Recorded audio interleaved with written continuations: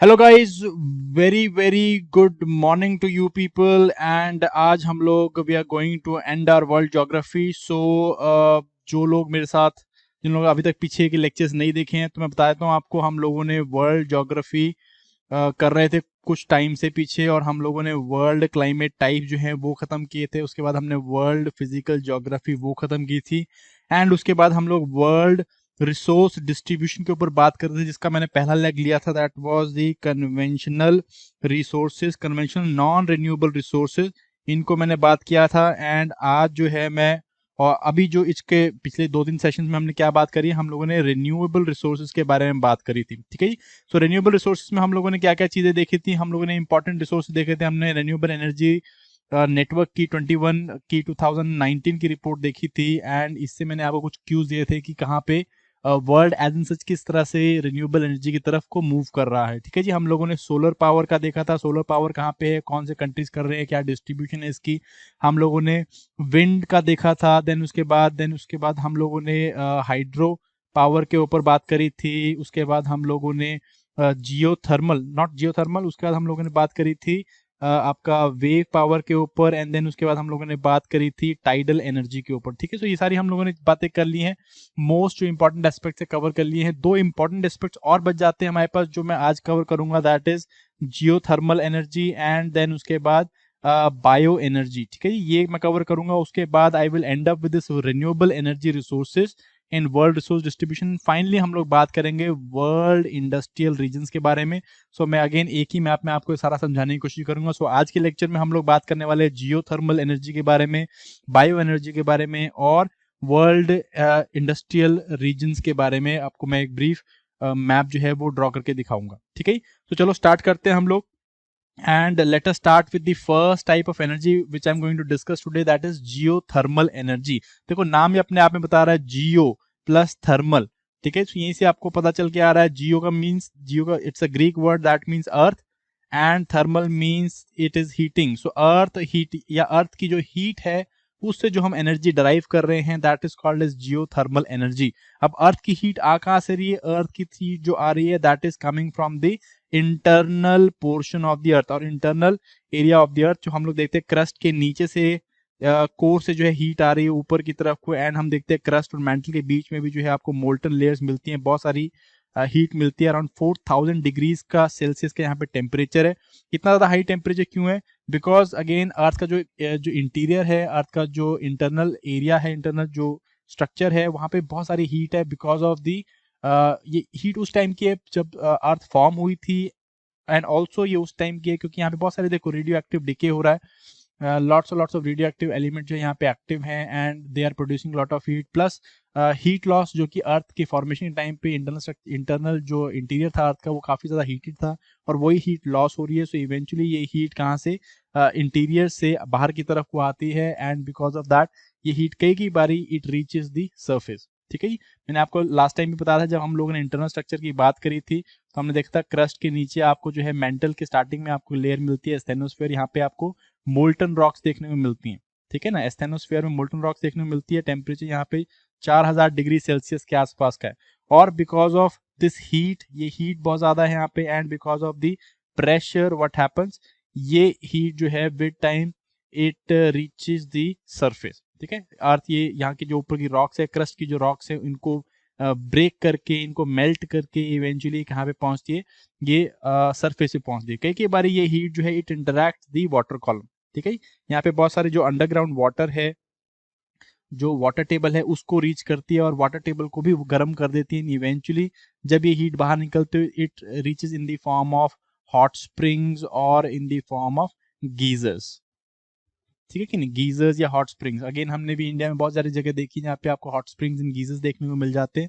सो इस तरह के, it is nothing but the heat which is coming from the internal portion, और internal from the interior of the earth, और इसी heat को हम लोग देन इवेंचुअली यूज करते हैं फॉर एनर्जी पर्पसेस। ठीक है जी।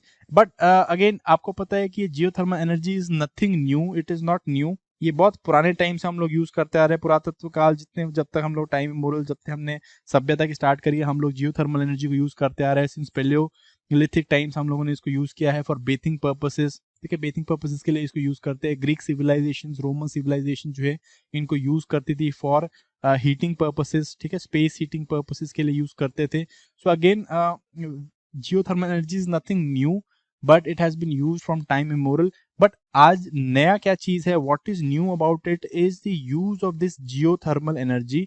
इसका जो यूज है फॉर मेकिंग इलेक्ट्रिसिटी जनरेशन के लिए इसका इस्तेमाल करना, that is something that we have started in the late 20th century. अभी जो है 1950 1960 के बाद जो है स्टार्ट कंसेप्शन में आ गया था, it came into conception and now हम लोग क्या करने की कोशिश कर रहे हैं, हम लोग इससे कमर्शियल इलेक्ट्रिसिटी या पावर जनरेशन करने की कोशिश कर रहे हैं। ठीक है, हीटिंग पर्पसेस के लिए, कुकिंग पर्पसेस के लिए इसको हम लोग ऑलरेडी बहुत टाइम से यूज करते आ रहे हैं। ठीक है, जैसे एग्जांपल लेता हूं मैं, जैसे हिमाचल में अगर कोई मणिकर्ण गया होगा तो मणिकर्ण में वहां पे हम लोग इसको हीटिंग पर्पसेस के लिए या फिर हम लोग इसको कुकिंग पर्पसेस के लिए जो आपके हॉट वाटर स्प्रिंग्स हैं उनको हम लोग यूज करते हैं। ठीक है नी। सो अगेन इसको जैसे मैंने आपको बताया पुराने टाइम में इसको हम इस तरह से यूज करते थे, बट नए में हम लोग क्या कर रहे हैं, it is being used for electricity generation. And again जो जियोथर्मल पावर है, it is has all the benefit जो आपको रिन्यूएबल एनर्जी में देखने को मिलते हैं। They have all the benefit. For instance it is cost effective है। ठीक है जी, हीट जो है वो अंदर से आ रही है, अपने को प्रोड्यूस नहीं करनी पड़ी, सो it is cost effective. Reliable है, उस जगह से अगेन काफी टाइम से चल रही है तो काफी टाइम तक चलती रहेगी। सस्टेनेबल है, इन्वायरमेंट फ्रेंडली है। एंड ओनली इशू जो इसका है, ओनली जो इसका कंस्ट्रेंट है, that is what, that is कि it is limited to certain areas only. कुछ ही एरियाज में ये लिमिटेड है। ठीक है नी। आपको जियोथर्मल एनर्जी जनरली कहाँ पे देखने में मिलती है, आपको देखने में मिलेगी around the boundaries of plate boundaries पे आपको देखने को मिलेगी, क्योंकि प्लेट बाउंड्रीज जो है दे आर दी एरिया जहाँ पे हीट बहुत इजीली जो है वो सरफेस पे आ जाती है। ठीक है ना, हम लोगों ने अभी ये प्लेट की मूवमेंट्स के बारे में बात किया हुआ है, प्लेट बाउंड्रीज के बारे में, convergent, divergent, transform plate boundaries, इनके बारे में बात किया हुआ हम लोगों ने। So I will not talk about it here, but again you should know, जहाँ पे प्लेट बाउंड्रीज आपको मिलेंगी वहां पे देयर इज हाई चांसेस कि जियोथर्मल आपको एनर्जी देखने को मिले। ठीक है, बट जरूरी नहीं कि आपको इन्हीं प्लेट बाउंड्रीज में देखने को मिलती है, क्योंकि बारी इन प्लेट आपको जियोथर्मल एक्टिविटीज देखने को मिलती हैं। क्यों? बिकॉज मे बी उस पर्टिकुलर प्लेट में ये पर्टिकुलर पोर्शन, ये पर्टिकुलर क्रस्ट का पोर्शन जो है वो क्या होगा, वीक होगा, एंड इवेंचुअली हीट जो है यहाँ से बाहर निकल जाती है इन the form of geysers and hot springs. ठीक है, अगर वोल्केनिज्म यहाँ पे स्टार्ट हो जाता है तो इसे हम क्या कहते हैं, वोल्केनिक हॉटस्पॉट्स कहते हैं। अगर यहाँ पे जियोथर्मल वेंट बन गई है तो हम लोग इसे क्या कहते हैं, जनरली वेंट्स कह देते हैं, हॉट स्प्रिंग्स कह देते हैं, गीजर्स कहते हैं, बेस्ड ऑन कि यहाँ पे क्या काम हो रहा है। ठीक है, तो ये आपका जियोथर्मल एनर्जी है। थोड़ा बहुत डिस्ट्रीब्यूशन देखते हैं हम लोग क्या हो रहा है वर्ल्ड में, जियोथर्मल एनर्जी के ऊपर क्या काम किया गया है। सो अगेन जैसे हम लोग देख रहे हैं कि जो जियोथर्मल पावर है, this renewable energy report says that geothermal power की जो कैपेसिटी है, it has been increasing continuously. Global level पे अराउंड 13.3 गीगावाट रिन्यूएबल एनर्जी जो है that is coming from, total energy जो है it is coming from geothermal. And 2018 में 0.5 gigawatt के आसपास की जियोथर्मल पावर कैपेसिटी को ऐड किया गया। ठीक है, अब कौन से कंट्री जो है इसमें लीडर्स हैं, अगर हम 2018 में देखेंगे किन्होंने न्यू कैपेसिटी ऐड करी, तो 2/3 ऑलमोस्ट 2/3 जो भी एनर्जी ऐड की गई that was done by 2 countries only. First is तुर्की, सेकंड इज इंडोनेशिया। ठीक है, तुर्की एंड इंडोनेशिया, इन दोनों ने जो है मोस्ट ऑफ जियोथर्मल एनर्जी को की कैपेसिटी में एडिशन किया है। उसके बाद थर्ड नंबर पे यूनाइटेड स्टेट्स है, फोर्थ में आइसलैंड है, एंड देन उसके बाद बाकी जो है रेस्ट ऑफ कंट्रीज आते हैं, जैसे न्यूजीलैंड है, क्रोएशिया, फिलीपींस एंड कीनिया। ठीक है, ये रीजन्स आपको देखने में मिलेंगे। इन सारे रीजन्स में आपको एक चीज सेम देखने को मिलेगी, दे आर, ये कहीं ना कहीं आपको प्लेट बाउंड्रीज के आसपास में देखने को मिलते हैं। They are reasons of plate boundaries. ठीक है, प्लेट बाउंड्रीज के आसपास में देखने को मिल रहा है। अगेन टर्की ऊपर जो है यूरेशियन प्लेट होगी आपकी, यूरेशियन अफ्रीकन प्लेट की बाउंड्री, इंडोनेशिया आपकी पैसिफिक, और आपकी दैट यूरेशियन प्लेट इसके बीच की बाउंड्री है। यूनाइटेड स्टेट सारा जो ring, Pacific ring of fire, Iceland और mid Atlantic ridge system, New Zealand वही आपका इंडो ऑस्ट्रेलियन प्लेट है आपकी, प्लस आपकी ऊपर पैसिफिक प्लेट है। देन उसके बाद फिलीपींस है, अगेन सेम प्लेट। केनिया जो है इन प्लेट, सॉरी आपका यहाँ पे डाइवर्जेंस हो रहा है। ठीक है ना, यहाँ mid great African rift valley देखने को मिलती है आपकी। क्रोएशिया का मुझे मालूम नहीं। ठीक है, सो अवॉइड करो इसको। तो again you can see all of them are happening in and around plate boundaries. ठीक है, और हम थोड़ा देखते हैं इसके अंदर as far as statistics are concern. Again half of जो जियोथर्मल आउटपुट है जो ऐड की गई 2018 में, जितनी भी हमने जियोथर्मल आउटपुट ऐड की, half of it was in electricity form. So जो मैं पीछे बोल रहा था आपको कि नया क्या है, हम लोग जियोथर्मल को अब क्या किसके लिए यूज कर रहे हैं, इलेक्ट्रिसिटी प्रोडक्शन के लिए यूज कर रहे हैं। और 2018 का ट्रेंड भी वही चीज दिखा रहा है, जो लेटेस्ट ट्रेंड है वही यही चीज दिखा रहा है कि जितनी भी हम लोग जियोथर्मल एनर्जी हमने प्रोड्यूस की, उसका हाफ जो है इट इज इलेक्ट्रिसिटी। ठीक है कि नहीं। अगेन जो टॉप कंट्रीज है as far as addition is concern, geothermal power, जो मतलब इलेक्ट्रिसिटी की एडिशन में हम लोग अगर टॉप कंट्रीज की बात करते हैं तो सबसे इंपॉर्टेंट कंट्री कौन सी है, it is United States, then there is Indonesia and then there is Philippines. ठीक है। सो ओवरऑल अगर हम देखें अब तक का ट्रेंड देखें तो जो यूएस है वो समवेयर अराउंड 2500 मेगावाट के आसपास में पावर कैपेसिटी जनरेट कर रहा है, एंड उसने इस साल प्लस 58 मीन 58 मेगावाट जो है वो ऐड किया है। ठीक है। So you can see these countries, these are the front liners as far as geothermal energy is concern, right. So इसके बाद और भी देख सकते हो आप, जैसे टर्की है, टर्की ने मैक्सिमम इंक्रीज किया इस बारी। ठीक है। टर्की एंड इंडोनेशिया, जैसे आपको मैंने 2018 का स्टार्ट बताया 40% के आसपास में, एंड दिस इज 25% के आसपास में। सो अगेन पीछे में देख लेते हो एग्जैक्ट स्टार्ट क्या है, 42 एंड 27, 42 एंड 27 इन्होंने ऐड किया है यहाँ पे, right. So you can see additions they are done by this, but अगर हम ओवरऑल लीडर्स देखें तो United States, Indonesia, Philippines, they are the overall leaders, right. चलो अब आगे चलते थोड़ा सा देखते हैं जियोथर्मल एरियाज है कहाँ कहाँ पे। ये मैं मैप आपको बना के दिखाऊंगा, बट मैं जस्ट आपको एक पर्सपेक्टिव दे रहा हूँ यहाँ पे टू सी कि कहाँ कहाँ पे आपको जियोथर्मल एनर्जी देखने को मिल रही है। So again all along this region, ये आपका बाउंड्री वाला रीजन आपको सारा देखने को मिलेगा। ये वाला पोर्शन सारा, this is known for geothermal energy because plate boundaries is also called as the Pacific ring of fire. ठीक है। पैसिफिक रिंग ऑफ फायर क्यों, बिकॉज यहाँ पे बहुत सारे वोल्केनोज देखने को मिलते हैं आपको। तो वोल्केनोज जहाँ पे हीट बाहर को आ रही है तो वहाँ पे आपको generally geysers and hot springs देखने को मिल जाते हैं। सिमिलरली ये रीजन है आपका, this is mid Atlantic ridge, और सॉरी आपका sorry that is great African rift valley. तो यहाँ पे आपको जो है माउंट किलिमंजारो के आसपास में केनिया में देखने को मिल जाता है। देन टर्की वाला पोर्शन है, टर्की वाले पोर्शन में भी आपको देखने को मिल जाती है। यहाँ पे आपको क्या देखने को मिल रही है, यहाँ पे आपको ट्रांसफॉर्म प्लेट बाउंड्रीज देखने को मिल रही हैं। इटली में आपको देखने को मिल जाती है बिकॉज यहाँ पे काफी वॉल्केनिक एक्टिविटी है। Iceland because it is part of the mid Atlantic ridge system, mid Atlantic ridge system का पार्ट है। ठीक है। सम पार्ट्स ऑफ रशिया, यहाँ पे आपको इन प्लेट सेस्मिसिटी देखने को मिल जाती है। इन प्लेट आपको वॉल्केनिक एक्टिविटी देखने को मिल जाती है, हॉटस्पॉट है। तो यहाँ पे आपको देखने को मिल जाएगा। हवाई इज वन रीजन, यहाँ पे हॉटस्पॉट्स आपको देखने को मिल जाते हैं। तो ये कुछ रीजन है आपके, ठीक है ना। इनको भी मैं एक्जैक्टली आपको डिटेल में नहीं करूंगा, मैं अभी आपको मैप बना के दिखाऊंगा, तो मैप में हम लोग इन दोनों को पॉइंट आउट कर लेंगे या फिर इसको ड्रॉ कर लेंगे। ठीक है। तो चलो दैट इज इट। ये वैसे भी 2015 का स्टार्ट है, so you don't have to you just have to take the perspective कि आपको मैप में यहाँ पे क्या देखने को मिल रहा है, कौन कौन से एरियाज देखने को मिल रहे हैं। ठीक है। सो ये जियोथर्मल एनर्जी आपका अगेन बहुत ज़्यादा जो है रिन्यूएबल एनर्जी में कंट्रीब्यूट नहीं करता है, but again it is increasing. इसका जो ट्रेंड है वो इंक्रीज कर रहा है, स्पेशली उन कंट्रीज में जहाँ पे ये पर्टिकुलर आपको प्लेट बाउंड्रीज देखने को मिल रही हैं। सिर्फ इसका एक ही कंस्ट्रेंट है कि ये उन्हीं जगहों में मिलता है। कंस्ट्रेंट्स है कि हर जगह नहीं मिलती है, सिर्फ उन्हीं प्लेट बाउंड्रीज में, उन्हीं पर्टिकुलर एरियाज में देखने को मिलती है। That is why solar wind या फिर आपका हाइड्रो जो है वो ज़्यादा एनर्जी प्रोड्यूस कर रहा है, बिकॉज वो कंपेरेटिवली ज़्यादा वाइड जियोग्राफिकल एरिया में आपको देखने को मिल जाता है। ठीक है। सो चलो आगे चलते हैं हम लोग। Then we will talk about the another important form of energy, now becoming very very important, this is the bio energy. ठीक है। So what exactly is bio energy? Bio energy आपको पता है it is coming from two words, bio plus energy, that means bio means living. ठीक है जी। Organic, so basically it is nothing but organic matter. Organic जो life है या organic matter है, उससे जब हम एनर्जी प्रोड्यूस करते हैं, डराइव करते हैं, इट बिकम्स बायो एनर्जी। ठीक है। अगेन ये भी जैसे हम जियोथर्मल को यूज करते आ रहे हैं टाइम इमोरल से, उसी तरह हम लोग बायो एनर्जी को तब से यूज करते आ रहे हैं जब से इंसान जो है वो आदि मानव था एंड सेमी नोमैडिक लाइफ जीता था। ठीक है। तब से हम लोग बायोमास को यूज करते आ रहे हैं।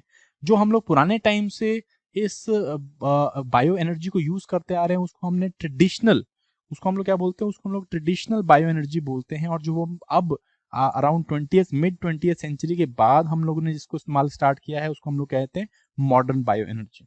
ठीक है नहीं। ये ऑर्गेनिक मैटर को हम लोग क्या कहते हैं, it is nothing but biomass, it's called is biomass. ठीक है जी। ऑर्गेनिक मैटर जो हम लोग एनर्जी प्रोड्यूस के लिए यूज करते हैं, it's called is biomass. Again biomass can be a tree, it can be a tree और it can be a part of, for instance पत्ते हो सकते हैं या फिर ट्विग्स, टहनियाँ हो सकती हैं, this is all part of biomass only, है कि नहीं।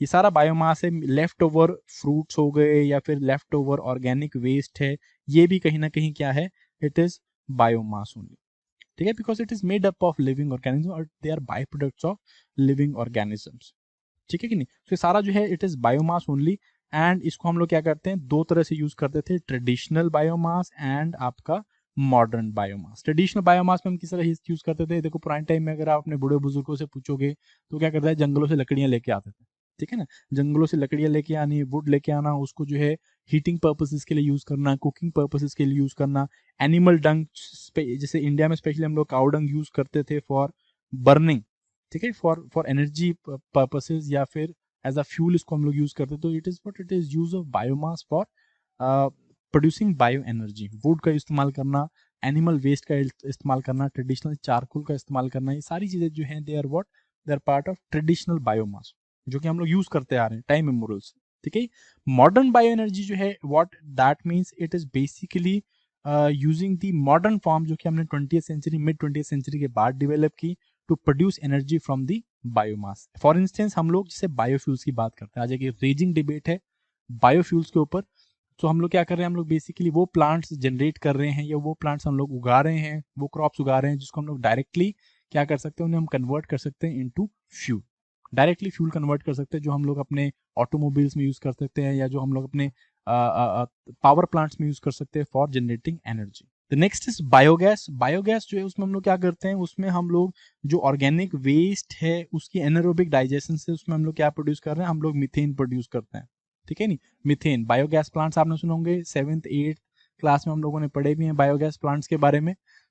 इसमें हम लोग क्या करें, जो भी ऑर्गेनिक वेस्ट मिलता है आपको, जैसे कि ह्यूमन एक्सक्रीटा या फिर आपका एनिमल एक्सक्रीटा है, ऑर्गेनिक वेस्ट है, ऑर्गेनिक जो भी आपका वेस्ट प्रोडक्ट्स और डोमेस्टिक हाउस होल्ड वेस्ट जो है, इन सबको हम लोग यूज करते हैं किस चीज के लिए, टू प्रोड्यूस मीथेन, ठीक है। इवेंचुअली इसको हम लोग क्या कर सकते हैं, एनर्जी के लिए यूज कर सकते हैं। ये सारी चीजें जो है they are what, they are all part of the modern usages of bio energy, ठीक है कि नहीं।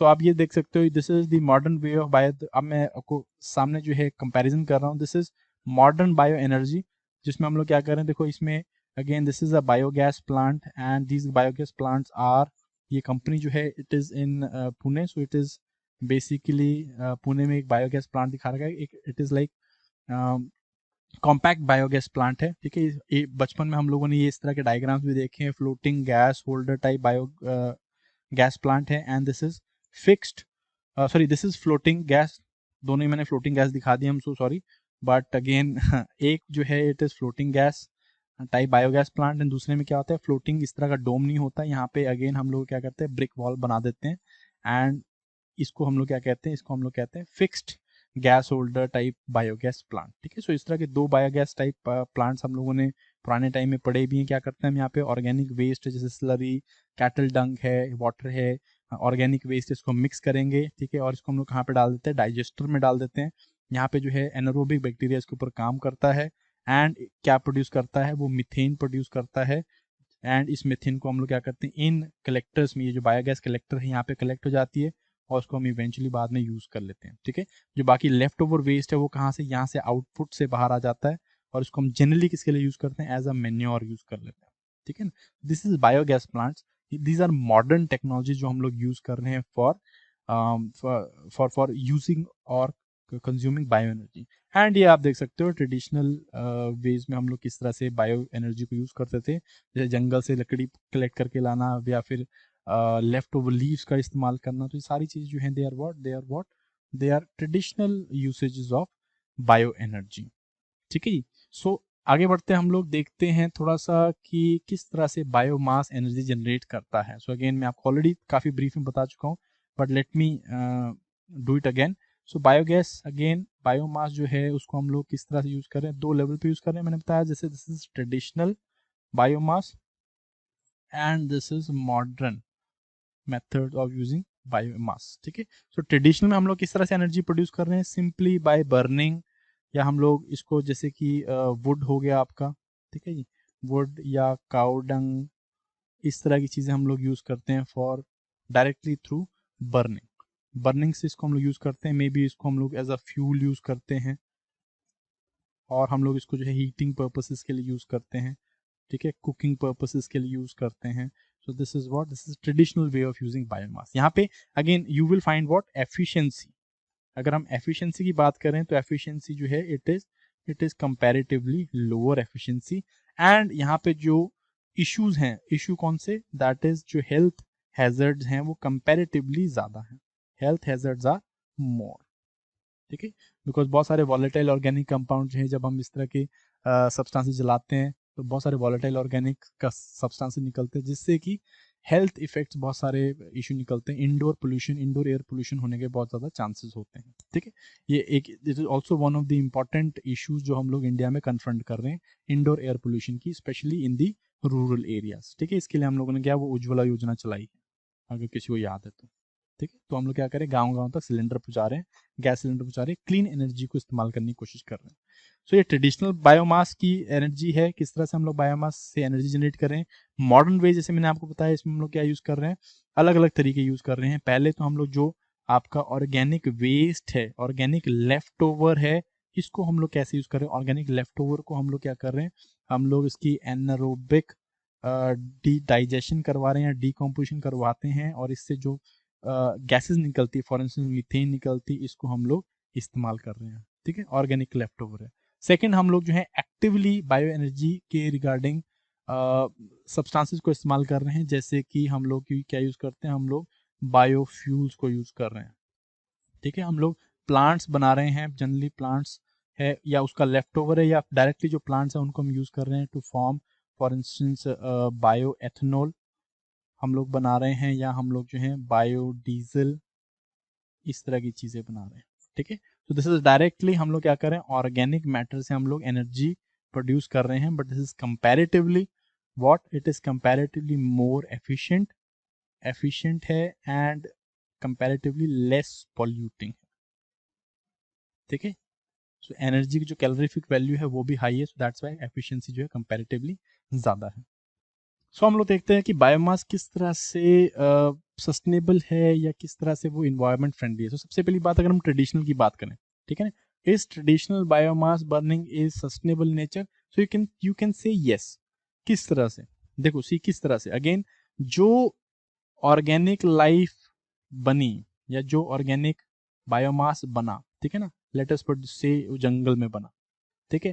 तो उस जंगल में क्या हुआ, उन्होंने कार्बन डाइऑक्साइड को यूज किया, उसी टाइम पे उन्होंने जो है बायोमास जनरेट किया, एंड इस बायोमास को हमने क्या किया, बर्न कर दिया, एंड इवेंचुअली ये कार्बन डाइऑक्साइड दोबारा एटमॉस्फेयर में चलेगी. सो यहाँ पे आप देख रहे हो दिस इज अ बैलेंस, है ना. यहाँ पे एक बैलेंस है. बैलेंस किस तरह से, मीन्स कि जो कार्बन डाइऑक्साइड यूज हुई, उसी कार्बन डाइऑक्साइड हमने वापस एटमॉस्फेयर में भेज दिया. सो अगर 100 यूनिट्स यूज हुई तो 100 यूनिट्स यहाँ से कार्बन डाइऑक्साइड यूज हुई है, तो 100 यूनिट्स हमने वापस भेज दिए. तो दैट मीन्स व्हाट, यहाँ पे एक बैलेंस है.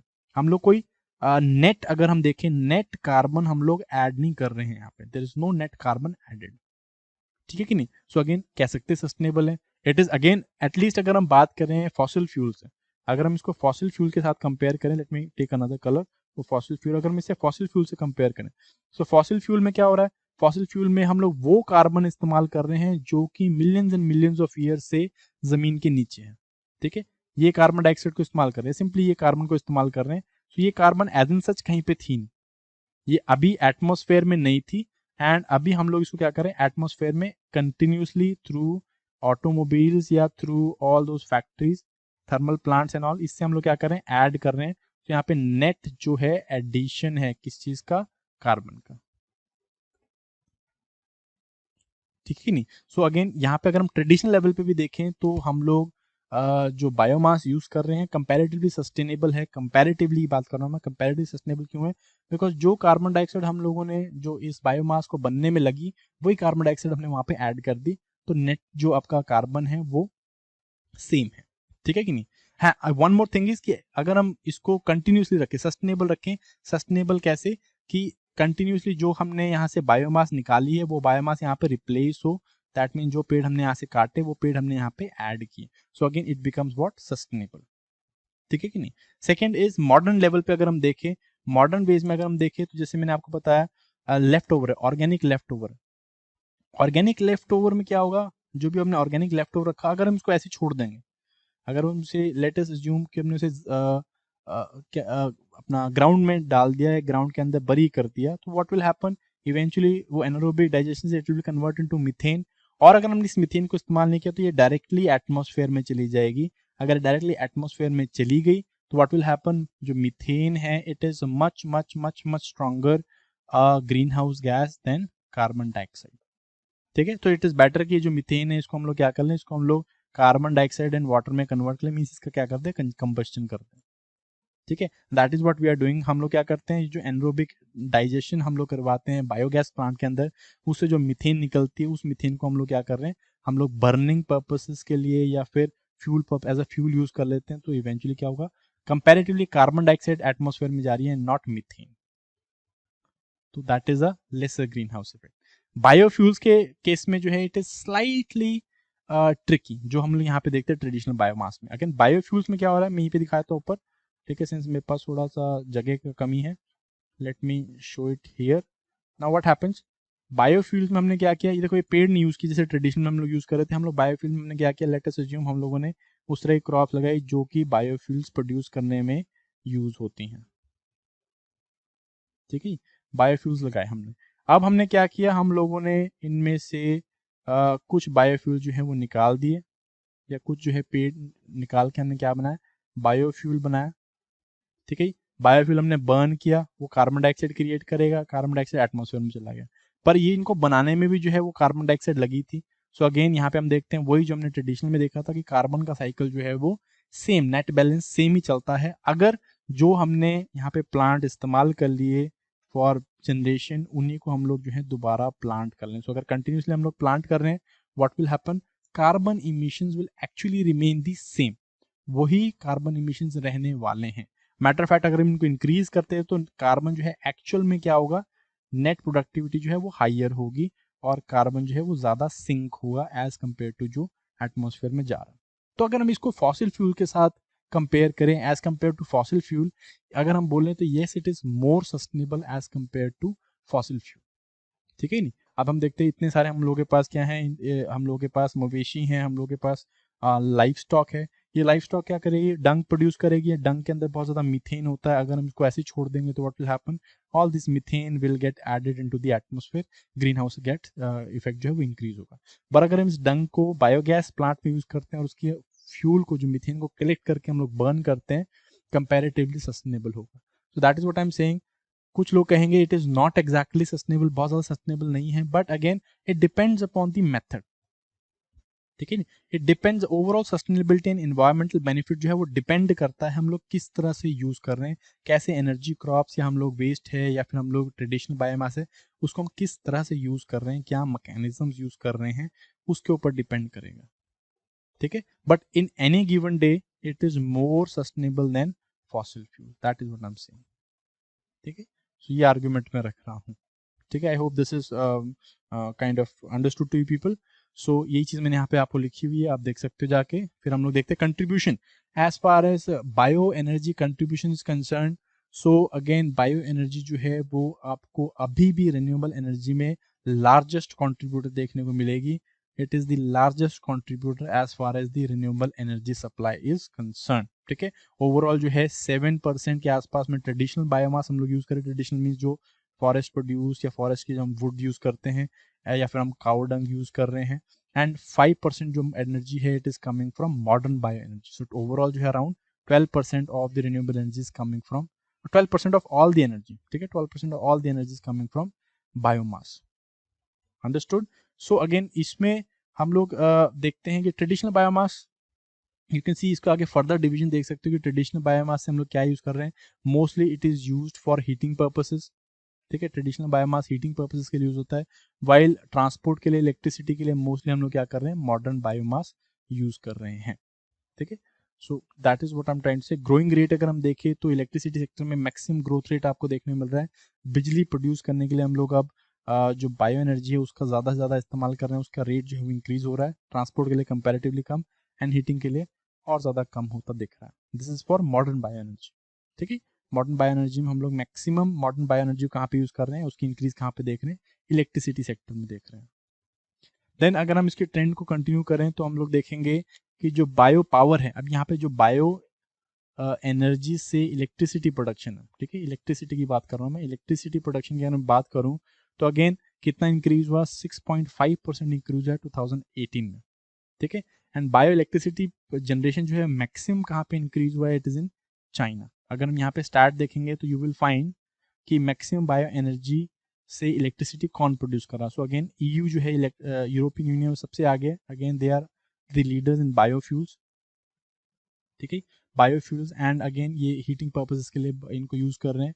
देन उसके बाद next important countries are North America led by USA, ठीक है, यूएसए यूज कर रहा है, and then South America led by Brazil. ये जो है दो इंपॉर्टेंट नेशंस हैं, they are also generating lot of energy और lot of power from bio energy, ठीक है जी।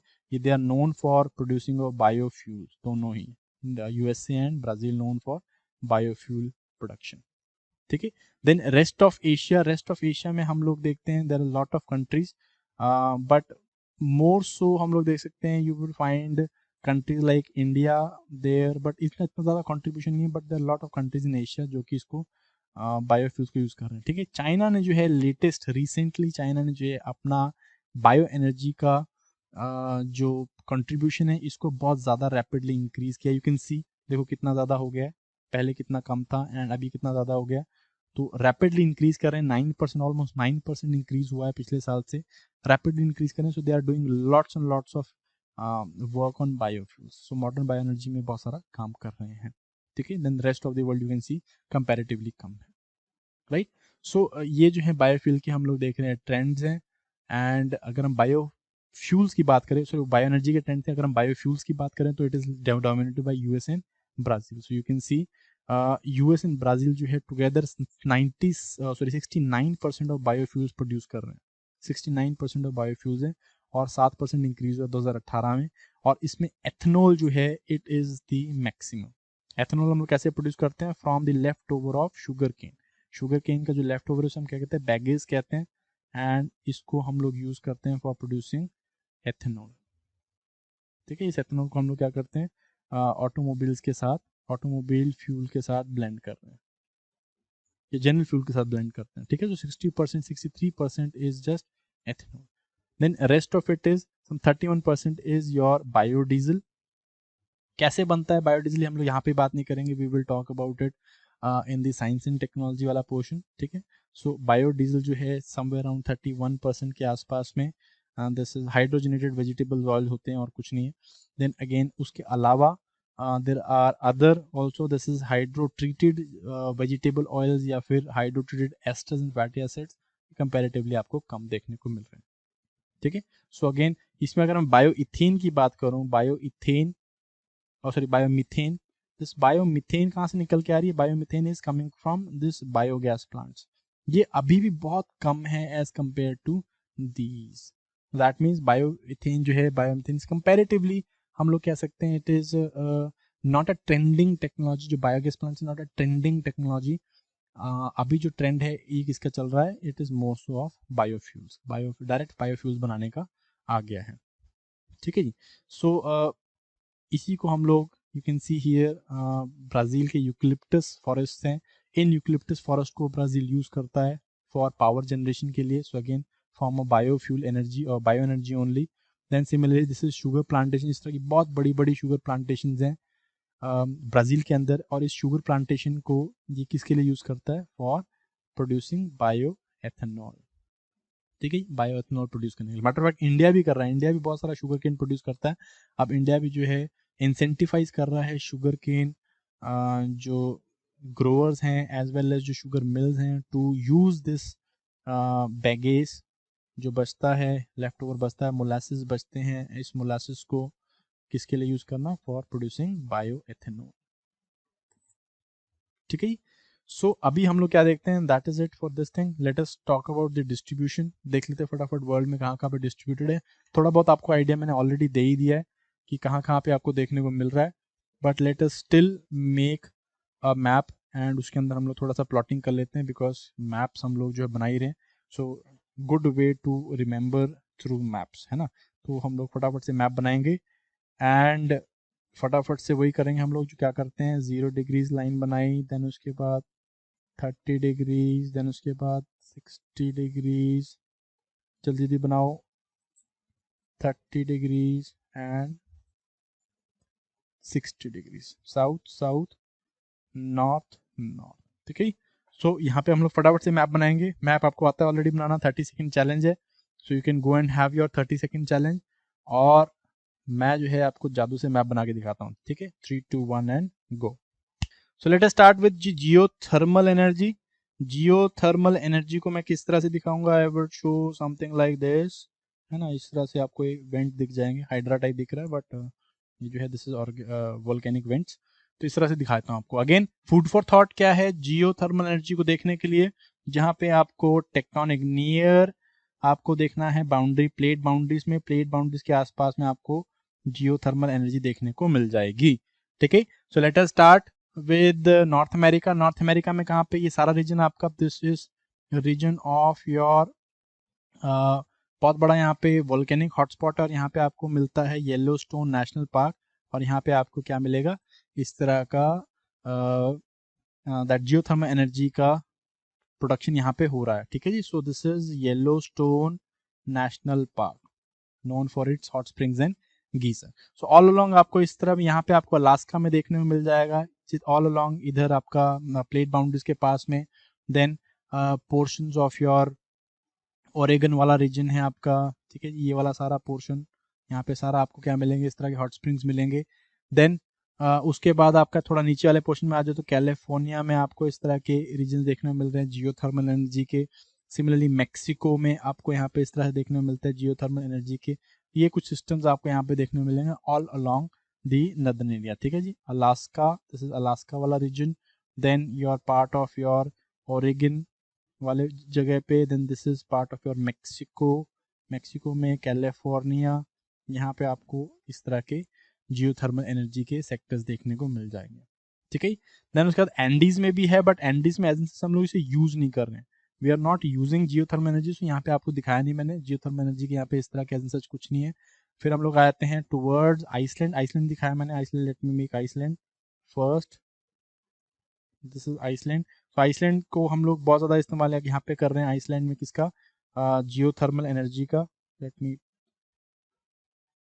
जियोथर्मल एनर्जी यहाँ पे बहुत सारे हम लोग एरियाज जहाँ पे जियोथर्मल एनर्जी का यूज़ करते हैं। तो अगेन ये कहाँ पे लाई करता है, ये आपका मिड अटलांटिक रिज सिस्टम में लाई करता है, तो यहाँ पे आप देख सकते हो, ठीक है। सिमिलरली हम लोग और कहाँ पे देख रहे हैं इसको, अगर हम नीचे की तरफ आ जाओ इधर टर्की में, सो यहाँ पे अगेन इटली में हम लोग इसको इस्तेमाल करते हैं। इटली में जहाँ मैनी रीजन जहाँ पे हॉट स्प्रिंग्स हैं, जियोथर्मल एनर्जी को हम लोग इस्तेमाल कर रहे हैं। ऑल ओवर सारा टर्की वाला रीजन है, टर्की वाले रीजन में आप देखते हो कि यहाँ पे hot springs and geothermal energy का इस्तेमाल हो रहा है, ठीक है। जियोथर्मल एनर्जी यूज हो रही है। देन केनिया वाला पोर्शन, यहाँ पे किलिमंजारो वाला रीजन जो है, वहाँ पे हम लोग हॉट जियोथर्मल एनर्जी का यूज देख रहे हैं फॉर हीटिंग पर्पस में। दोनों को यूज कर रहा हूँ, heating purposes as well as electricity purpose, ठीक है। जनरली इलेक्ट्रिसिटी जो है वो कहाँ पे जनरेट हो रही है, वो आपका यूरोप वाले पोर्शन में जनरेट हो रही है। एंड जो आपका हीटिंग पर्पस है वो कहाँ पे जनरेट हो रहा है, जनरली जो गरीब कंट्रीज हैं वो हीटिंग के लिए यूज कर रहे हैं, इलेक्ट्रिसिटी बनाने वाला काम नहीं, ठीक है। देन आज आप इंडोनेशिया वाला पोर्शन, इंडोनेशिया के ऑलमोस्ट हर आइलैंड में हम लोग देखते हैं कि इस तरह की जियोथर्मल एनर्जी का इस्तेमाल हो रहा है, हॉट स्प्रिंग्स हैं, गीजर्स हैं। देन उसके बाद फिलीपींस है, Philippines known for this thing, Philippines में भी हम लोग हॉट स्प्रिंग्स एंड गीजर्स देखते हैं, यहाँ पे यूज होते हैं बहुत ज़्यादा। देन उसके बाद न्यूजीलैंड वाला पोर्शन है, न्यूजीलैंड में हम लोग देखते हैं हॉट स्प्रिंग गीजर्स यूज होते हैं। अगेन क्यों, because we know it is in the plate boundaries, तो जहाँ जहाँ पे आपको प्लेट बाउंड्रीज दिखती है वहाँ पे आप बना लो इसको। Then Japan use hot springs and geysers, ठीक है, traditional level as well as modern energy production के लिए भी यूज होता है इसमें। Then there are other regions also, for instance हम लोग देखते हैं all along this region, India वाला पोर्शन में भी 3-4 देख लेते हैं हम लोग। अपर हिमालयस वाले पोर्शन में आपको देखने में मिलता है यहाँ पे, दिस इज पुग्गा वैली, ठीक है। पुग्गा वैली कहाँ पे है, इट इज इन लद्दाख, ठीक है। पुग्गा वैली यहाँ पे hot spring called as Chumathang hot springs, Chumathang करेंगे वैसे हम बात इंडिया में, पर लिखना तो लिख लो। ये नुब्रा वैली में मिलता है, पुग्गा, पुग्गा वैली है, नुब्रा वैली है, यहाँ पे आपको देखने में मिलेंगे। देन उसके बाद हिमाचल में there are lot of regions, for instance आपका हिमाचल में देर इज मणिकर्ण वाला रीजन है, आपका खीर गंगा वाला रीजन है। तत्ता पानी वाला रीजन है, ये सारे रीजन जो है आपके क्या है, दे आर ये part of your hot springs, ठीक है। उसमें मिलता है, सिक्किम में मिलता है, बहुत फेमस हॉट स्प्रिंग है called as Yumthang, Yumthang hot spring. Matter of fact Puga में हम लोग एक पायलट प्रोजेक्ट चला भी रहे हैं, एंड सिमिलरली हम लोग ये मणिकरण की साइड में भी हम लोग क्या ये प्रोजेक्ट चला रहे थे, जहाँ पे हम लोग जियो थर्मल एनर्जी को इस्तेमाल कर सके for heating, for electricity generation purposes, ठीक है। तो ये आपके जो है रीजन हो गए as far as the regions are concern for geothermal energy, इतना ही बहुत है। Then let us talk about the second part को हम लोग दिखाते हैं ब्राउन से, या let us show it in green colour, this is bio energy, ठीक है। बायो एनर्जी, हाँ बायो एनर्जी में भी आपको दो चीजें देखनी है, बायो एनर्जी पूरा वर्ल्ड यूज कर रहा है, ठीक है, पर जो गरीब कंट्रीज हैं वो क्या करते हैं, वो ट्रेडिशनल बायो एनर्जी यूज कर रहे हैं, they are using traditional bio energy, ठीक है। दैट मीन्स बायो जो आपका सिंपल लकड़ियाँ या काउडंग है इस तरह से इस्तेमाल करते हैं। देन जो अमीर कंट्रीज हैं, जो रिच कंट्रीज हैं जनरली, वो क्या कर रही है, वो मॉडर्न बायोटेक्नोलॉजी की तरफ, वो बायो एनर्जी की तरफ जा रही है। So modern biotechnology rich, traditional जो है वो क्या है, पुअर है, ठीक है। सो अगेन कहाँ पे मिलेंगे आपको, रिच कंट्रीज कौन सी हैं जो ये यूज कर रही हैं, मैंने आपको बताया दो, एक इंपॉर्टेंट कंट्री, दो इंपॉर्टेंट कॉन्टिनेंट्स हैं आपका, कॉन्टिनेंट ऑफ नॉर्थ अमेरिका ये वाला region, and continent of Europe ये वाला रीजन, ठीक है, ये दो कर रही हैं। सो अगेन यहाँ पे आपको सारा जो टेक्सास वाला रीजन है, ये they are known for generating biofuels. Biofuel को किस तरह से दिखाएं, इसको ऐसे दिखाते हैं, ठीक है, कॉलीफ्लावर की तरह। सो इस तरह से कॉलीफ्लावर्स बहुत सारे यहाँ पे, मैटर ऑफ फैक्ट यहाँ पे बहुत सारी खेती की जाती है, जिसमें मेज को एज अ बायोफ्यूल यूज करते हैं, या शुगर केन को एज अ बायोफ्यूल यूज करते हैं। और हम यहाँ पे अब स्पेसिफिकली बायोफ्यूल्स के लिए जो स्पेसिफिक प्लांट्स है, जैसे जत्रोपा है, इसको हम लोग यहाँ पे इसकी कल्टीवेशन स्टार्ट कर चुके हैं, ठीक है। ये सारा प्रेरी रीजन जो है वो ये काम करता है। सिमिलरली बायोफ्यूल्स ब्राजील वाला रीजन जो है वो बहुत काम कर रहा है इसके ऊपर। ब्राज़ील जो है वो बहुत ज़्यादा इस तरह के बायोफ्यूल लगाता है। नीचे थोड़ा बहुत ब्राज़ील एंड अर्जेंटीना वाला जो रीजन है, यहाँ पे बहुत ज़्यादा बायोफ्यूल्स लगाए जाते हैं, और शुगर केन बहुत ज़्यादा उगाई जाती है यहाँ पे, शुगर केन को हम लोग यूज़ करते हैं फॉर बायोफ्यूल्स, ठीक है। ब्राज़ील वाला पोर्शन, ब्राज़ील एंड ये आपका गल्फ रीजन ऑफ अमेरिका, ये वाला रीजन, ठीक है, बायोफ्यूल्स यूज़ कर रहे हैं। फिर आ जाओ आप यूरोप, पूरा जो यूरोप है, अगेन ये जो आपका प्लेन रीजन है, फ्रांस, फ्रेंच प्लेन्स हैं, जर्मन प्लेन्स हैं, देन नॉर्थ यूरोपियन प्लेन्स हैं, यहाँ पे बहुत सारी बायोफ्यूल्स की खेती हो रही है, known for generation of biofuels, ठीक है। बायोफ्यूल्स ईयू क्या कर रहा है, ये जो अमीर कंट्रीज है ईयू और अमेरिका और इवन ब्राज़ील, नॉट अमीर but again they are using modern biotechnology, basically क्या कर रहे हैं, बायोफ्यूल्स बना रहे हैं, बायोफ्यूल्स बना रहे हैं, और ये बेसिकली इलेक्ट्रिसिटी जनरेशन या मोबिलिटी के लिए इनको इस्तेमाल कर रहे हैं। मोबिलिटी मीन्स जो ऑटोमोबाइल्स हैं इनको रन करने, ठीक है।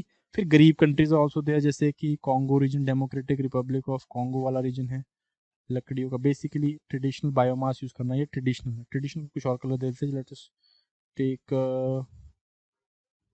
पर्पल कलर, ठीक है, traditional biomass, these are traditional biomass. Even Brazil में भी बहुत सारा ट्रेडिशनल बायोमास यूज होता है अमेजोन वाले बेसिन पे, but again most of them are doing modern also, ठीक है।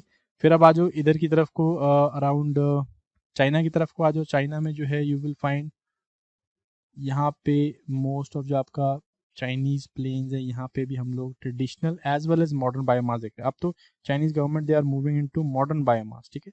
सो बहुत ज़्यादा मॉडर्न बायोमास देख रहे हैं। एक ही कलर से दिखाया तो बेटर था, पर चलो बायोमास, ठीक है।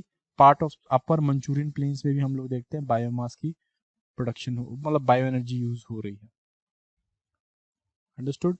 चलो उसके बाद हम लोग आ जाते हैं टूवर्ड्स इंडोनेशिया। इंडोनेशिया में हम लोग बायो एनर्जी देखते हैं, क्यों, बिकॉज फॉरेस्ट बहुत ज़्यादा है यहाँ पे, and traditional forest, traditional biomass का इस्तेमाल हम लोग यहाँ पे देखते हैं, ठीक है। उसके बाद पार्ट्स ऑफ, आ जाओ आप थोड़ा बहुत इंडिया की तरफ को। इंडिया में हम लोग क्या देखते हैं, सॉरी केन्या भी है, केन्या आपका इंपॉर्टेंट शुगर केन प्रोड्यूस करता है, तो यहाँ पे बायो एनर्जी बहुत प्रोड्यूस करते हैं लोग। देन उसके बाद इंडिया वाले रीजन में आ जाओ। इंडिया वाले रीजन में मोस्ट इंपॉर्टेंट एरिया जो है वो है यूपी, आपका मध्य, आपका महाराष्ट्र, महाराष्ट्र वाला रीजन है, एंड यूपी वाला। मैं मॉडर्न ही दिखा रहा हूँ बस, ठीक है, बाकी पूरे इंडिया में ट्रेडिशनल तो यूज होता ही है, मॉडर्न बता रहा हूँ मैं आपको। Maharashtra, region and UP region, बहुत ज़्यादा यहाँ पे बायोगैस प्लांट्स हैं, इनको हम लोग यूज़ करते हैं। और मैटर ऑफ फैक्ट अब हम बायोफ्यूल्स की तरफ भी जा रहे हैं। सो आपका तमिलनाडु वाला रीजन जहाँ पे शुगर केन उगती है, सारे रीजन वहाँ पे आपको बायोफ्यूल देखने को मिल रहे हैं। ठीक है, सो ये आपके जो है बायो एनर्जी होगी, bio energy in this colour and geothermal in the red colour. ठीक है, सो आई होप ये जो है आपको समझ में आ गया होगा as far as distribution is concerned. So that is it as far as the renewable energy is concerned. I hope ये सारी चीज़ें आपको समझ में आ गई होगी. The last leg that is remaining is the world world industrial regions. World industrial regions अपने को करना है. So फटाफट से हम लोग world industrial regions करते हैं और एक बड़ा सा मैप बनाते हैं जिसमें हम लोग पूरा वर्ल्ड के जो इंडस्ट्रियल रीजन्स हैं उनको हाईलाइट करने की कोशिश करेंगे. अगेन कुछ नया ज़्यादा नहीं करूँगा मैं, जितना मैंने अब तक कवर किया है तो मैं आपको ऑलरेडी बता ही चुका हूँ कि कौन सी जगह में आपको किस तरह की इंडस्ट्रीज देखने को मिलेंगी, जिसको हमने मोस्टली रॉ मटेरियल तो देख ही लिया कहाँ पे मिल रहे हैं. मोस्टली हमने देख लिया कि कौन सी कंट्री डेवलप्ड है, कौन सी अंडर डेवलप्ड है, एग्रीकल्चर किस तरह का है, देन एक्सेस पोर्ट्स का एक्सेस किस कंट्री के पास है. तो ये सारी चीज़ें हमने देख ली, कहाँ पे रिवर्स अच्छी हैं. तो ये सारी चीज़ें हम लोग देख चुके हैं. तो कंपैरेटिवली इंडस्ट्री को बताते हुए आपको ज़्यादा प्रॉब्लम होगा नहीं, तो मैं एक ही उस पर बताऊँगा, मैप के अंदर बताने की कोशिश करता हूँ. ठीक है, बट उससे पहले you should understand what are the factors जो कि इंडस्ट्रीज की लोकेशन को इफेक्ट करते हैं. So what are these factors which affect the location of the industries. कौन कौन सी चीज़ें हैं एक इंडस्ट्री लगाते हुए एक पर्टिकुलर चीज़ों कौन से पर्टिकुलर फैक्टर्स के ऊपर ध्यान दिया जाता है. अगेन सबसे इंपॉर्टेंट फैक्टर जो है वो है रॉ मटेरियल की. रॉ मटेरियल कहाँ से आएगा. ठीक है, इंडस्ट्री कुछ जो है इनपुट लेगी, इनपुट क्या होगा, इनपुट वो आपका रॉ मटेरियल है. तो रॉ मटेरियल कहाँ से मिल रहा है. फॉर इंस्टेंस मोस्ट ऑफ जो आपकी मिनरल बेस्ड इंडस्ट्रीज है, मिनरल बेस्ड इंडस्ट्रीज हैं या एग्रीकल्चर बेस्ड इंडस्ट्रीज हैं, they are heavily dependent upon raw material. तो तभी आपको जो है जितनी भी आपकी रॉ मटेरियल की बेस में इंडस्ट्री में, मिनरल हो गया, agriculture, even forest industries, so जो भी ये इंडस्ट्रीज हैं they are located in and around the raw material. ठीक है, तो अगर मैं आपको बताऊंगा पिट्सबर्ग की बात करूंगा मैं, पिट्सबर्ग ये कहाँ पे है, Pittsburgh it is in USA. ठीक है, एप्पलेचियन में पड़ता है Pittsburgh. So it is also called as the steel capital of the world. यहाँ पे बहुत सारा स्टील बनाया जाता है, वर्ल्ड का मैक्सिमम स्टील यहीं पे बनाया जाता है. क्यों, क्योंकि यहाँ पे आयरन ओर बहुत मिलता है एप्पलेचियन से. सो रॉ मटेरियल का प्रॉक्सिमिटी है. ठीक है, then second is energy. Energy है पावर, कि इन इंडस्ट्रीज को चलने के लिए obviously you require what, you require energy. And ये एनर्जी कहाँ से आएगी, जिन जगहों में चीप होगी वहाँ पे इंडस्ट्री सेट होंगी. ठीक है, तो जहाँ पे पावर नॉट ओनली रिलायबल है बट ऑल्सो चीप है, वहाँ पे यू विल फाइंड कि आपकी इंडस्ट्री ज़्यादा देखने को मिलती हैं. जैसे कि आपका अगर मैं बताऊँ, अगेन ये आपका बर्मिंघम रीजन है, बर्मिंघम बर्मिंघम रीजन है ऑफ यूएसए. इसके आसपास में जो है आपको चीप पावर देखने को मिल जाती है through Tennessee multipurpose hydro electric project. ठीक है, तो यहाँ से चीप इलेक्ट्रिसिटी बर्मिंग जाती है, यहाँ पे बहुत सारा आयरन स्टील प्रोड्यूस होता है. सिमिलरली अगर मैं बात करूँ इंडिया के अंदर, जैसे कि आपका दामोदर के आसपास का रीजन है जहाँ पे बहुत सारा कोल एंड आयरन ओर मिलता है, तो वहाँ पे दामोदर वैली प्रोजेक्ट लगा हुआ है. तो इस प्रोजेक्ट से चीप इलेक्ट्रिसिटी प्रोवाइड की जाती है and that is how eventually यहाँ पे ज़्यादा अच्छी इंडस्ट्रीज आपको देखने को मिल जाती हैं. Transportation very very important. Logistics, basically logistics, port का एक्सेस किसके पास है. ठीक है, जो पोर्ट अगर पास में होगा तो वो जो इंडस्ट्रीज है वो वहाँ पे ज़्यादा पनपेंगी. पोर्ट का एक्सेस होना या फिर ट्रांसपोर्टेशन, बेसिकली ट्रांसपोर्टेशन का एक्सेस होना वेरी वेरी इंपॉर्टेंट. ठीक है, लेबर, चीप लेबर होना ये भी बहुत इंपॉर्टेंट रोल प्ले करता है इन इंडस्ट्रीज. ठीक है, जहाँ पे चीप लेबर मिलेगी वहाँ पे इंडस्ट्री का कंसंट्रेशन ज़्यादा दिखेगा. फॉर इंस्टेंस अब जो है मोस्टली मैन्युफैक्चरिंग जो है वो डेवलप्ड कंट्री से डेवलपिंग कंट्री की तरफ को जा रही हैं, स्पेशली चाइना में जा रही हैं जितनी मैन्युफैक्चरिंग. क्यों, बिकॉज वहाँ पे लेबर क्या है, चीप है. ठीक है, तो चीप लेबर करके जो है again you will see industries वहाँ पे कंसंट्रेट जाती हैं. लैंड, लैंड जो है ये भी एक इंपॉर्टेंट रोल प्ले करता है. लैंड, इसकी कॉस्टिंग क्या है, कितना महंगा है, कितना सस्ता है. मार्केट, मार्केट जो है अगेन वो रॉ मटेरियल बेस्ड इंडस्ट्री जो है वो मार्केट के ऊपर ज़्यादा डिपेंड नहीं करती हैं. जो इस तरह की मैंने इंडस्ट्री आपको बताई, जैसे मिनरल इंडस्ट्रीज हैं या फिर आयरन इंडस्ट्री है या फिर आपका फॉरेस्ट इंडस्ट्री है, वो मार्केट के ऊपर ज़्यादा डिपेंड नहीं करती, वो रॉ मटेरियल के ऊपर डिपेंड करती है. बट आपकी जो टर्शरी इंडस्ट्रीज हैं, जनरली जो टर्शरी इंडस्ट्री, जो प्राइमरी सेकेंडरी हैं, वो किसके ऊपर डिपेंड करेंगे, वो आपकी रॉ मटेरियल के ऊपर डिपेंड करती है. बट जो टर्शरी सेक्टर है वो जनरली मार्केट के ऊपर डिपेंड करती है कि मार्केट कहाँ पे है और वहाँ पे उनकी कंसल्टेशन आपको ज़्यादा देखने को मिलेगी, ठीक है। And finally is capital, capital is the money, जो है कैपिटल जिस हिसाब से कैपिटल होता है वहाँ पे आपको इंडस्ट्री ज़्यादा देखने को मिलेंगी, ठीक है। जैसे कि capital broad from India, India से जो कैपिटल ब्रिटिशर्स लेके गए थे वहाँ पे उन्होंने क्या किया, आपका यूनाइटेड किंगडम में बहुत सारी इंडस्ट्री सेटअप करी, सो कैपिटल, ठीक है, बहुत इंपॉर्टेंट रोल प्ले करता है। चलो हम लोग अब क्या करेंगे फटाफट से, हम लोग वर्ल्ड के इंडस्ट्रियल रीजन्स देखेंगे, और वर्ल्ड के इंडस्ट्रियल रीजन्स के लिए हम लोग क्या करेंगे, हम लोग मैप बनाएंगे। एंड आप फटाफट से मैप बनाओ, मैं जो है अपने मैप के साथ अभी हाजिर होता हूँ। चलो जी, बन गया आपका map. So let us start with the world industrial regions. World industrial region अलग अलग करके आपको थोड़ा सा दिखाता हूँ, एंड जितना हो सकेगा, जितना कवर कर सकेंगे उतना कवर कर लेंगे हम लोग।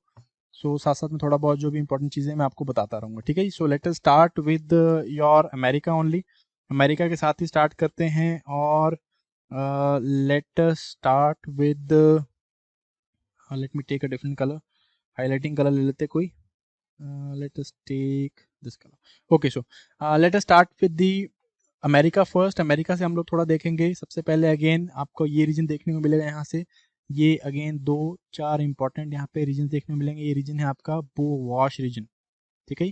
This is BosWash region. अगर आपने किसी ने देखा है BosWash region, it starts from this point, this is Boston, Boston region आपको यहाँ देखिए, फ्रॉम बॉस्टन टू यहाँ पे दिस इज वॉशिंगटन डीसी, ठीक है।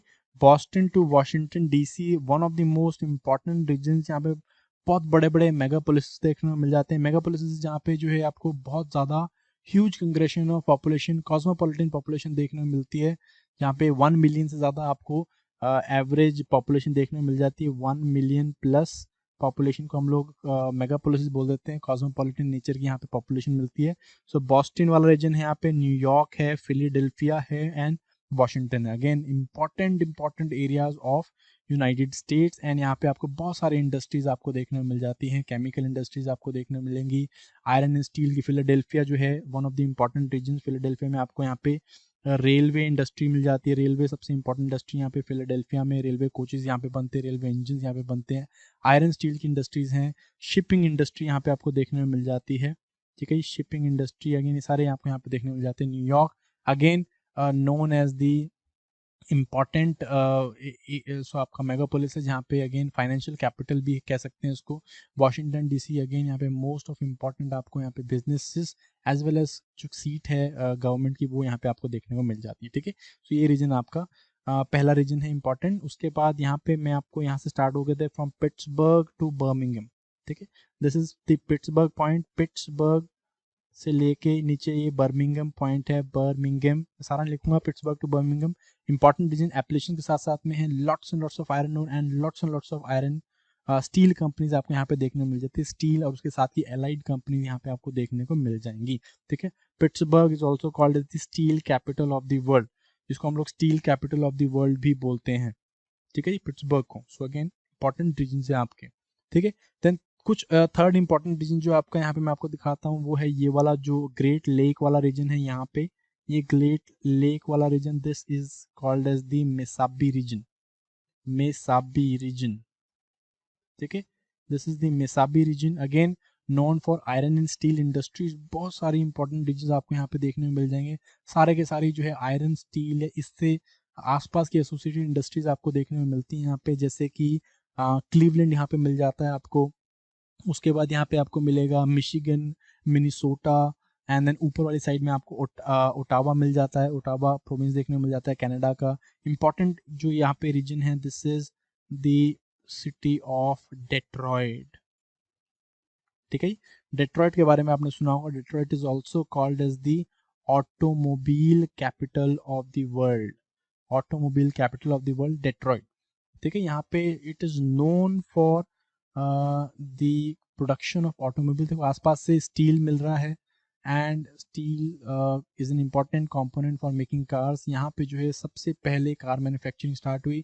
अगर आपने हेनरी फोर्ड के बारे में सुना होगा, जिसने अपनी मॉडल टी कार जो है लॉन्च करी थी, model T car again, and become the hotbed of automobile manufacturing of the world, Detroit, ठीक है, automobile capital of the world भी बोलते हैं।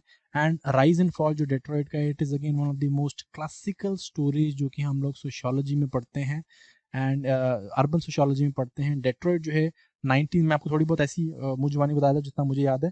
डेट्रॉइट जो है it was one of the most sprawling आपका industrial and modern complexes of the world. Detroit 1960s तक आते आते 1950s 1960s तक आते आते it became one of the most important cities of US and lots of finance was being produced. So again एक बहुत important city बन गया था and urban city बन गया था, ठीक है। But what happened after 2000s, after late 1990s के बाद यहाँ पे डिटोरिएशन स्टार्ट हो गई। क्यों डिटोरिएशन स्टार्ट हो गई? बिकॉज ऑटोमोबाइल जो थे वो जो इंडस्ट्रीज है वो यहाँ से मूव आउट कर गई, जो आपकी चीप कंट्रीज हैं वहाँ पे चली गई, जहाँ पे मैन्युफैक्चरिंग जो है कंपैरेटिवली चीप थी वहाँ पे चली गई।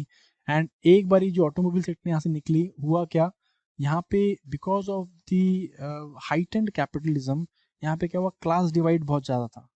स्टार्टिंग से क्लास डिवाइड बहुत ज़्यादा था।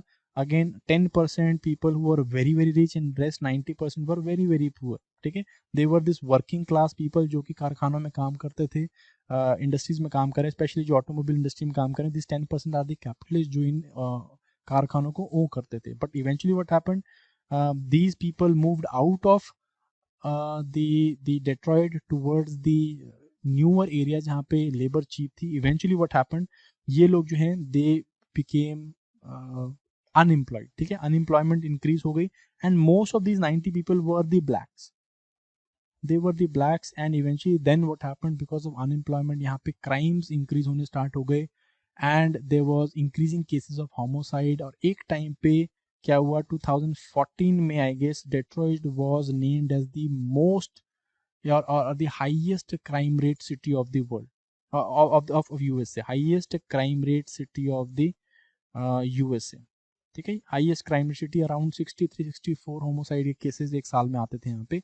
प्लस इसके अलावा इट 2014-15 में भी इसने क्या किया था, इट फाइल्ड दी बैंकरप्सी, जो यहाँ की गवर्नमेंट थी इसने बैंकरप्सी भी फाइल करी। So again rise and fall of this mighty urban complex Detroit, ये जो है it's again a classical story, but Detroit is that, ठीक है। सो थोड़ा बहुत मैंने आपको बता दिया। डेट्रॉइट है Michigan, there is Detroit, Michigan, Minnesota, all those states, cities are here only, very very important, ठीक है।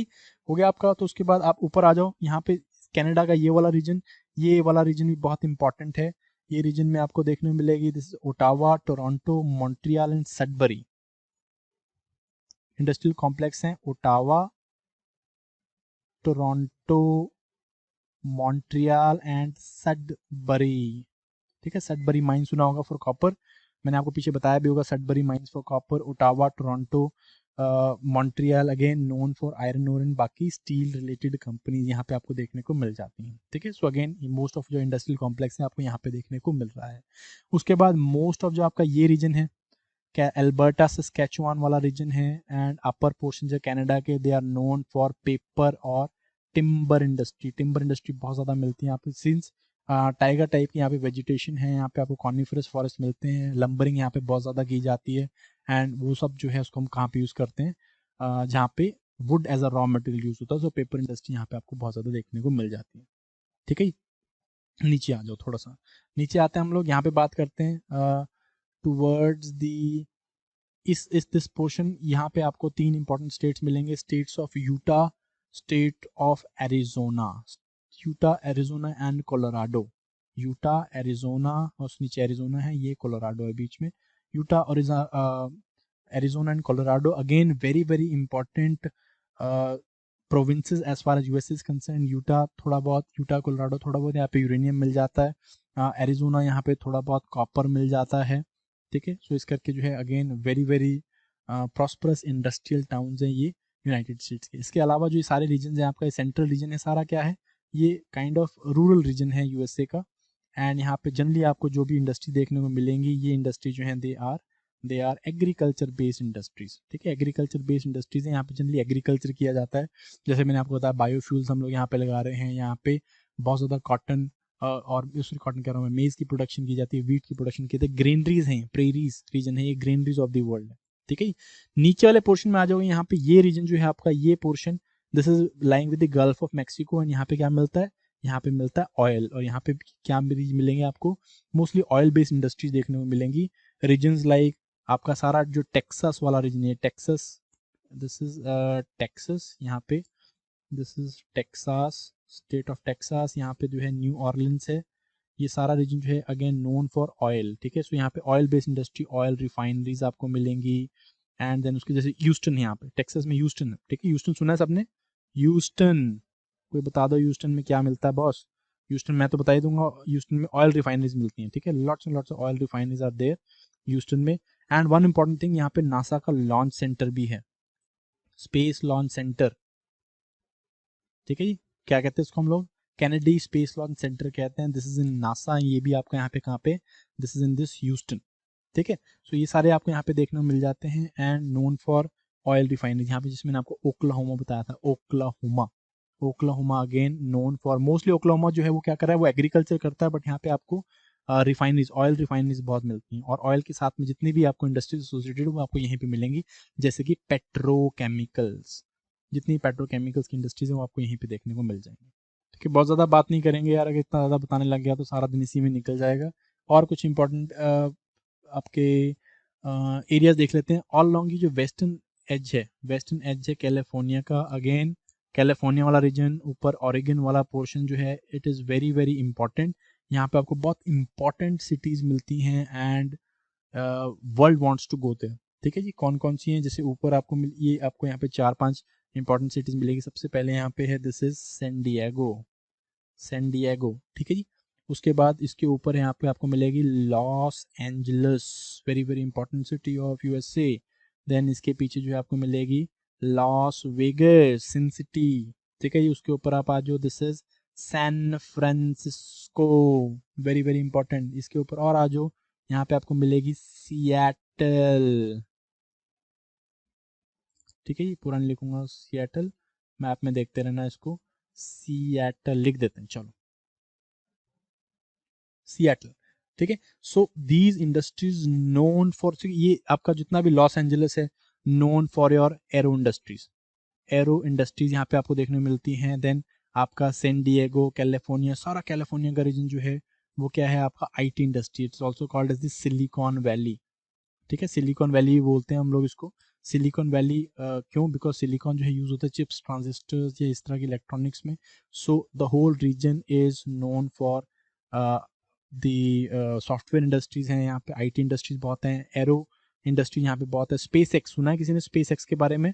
सो स्पेस एक्स का जो यहाँ पे स्पेस एक्स का जो हेडक्वार्टर है, it is there in Los Angeles, ठीक है जी। Elon Musk, SpaceX. उसके बाद सैन फ्रांसिस्को, ये भी यहीं पे है।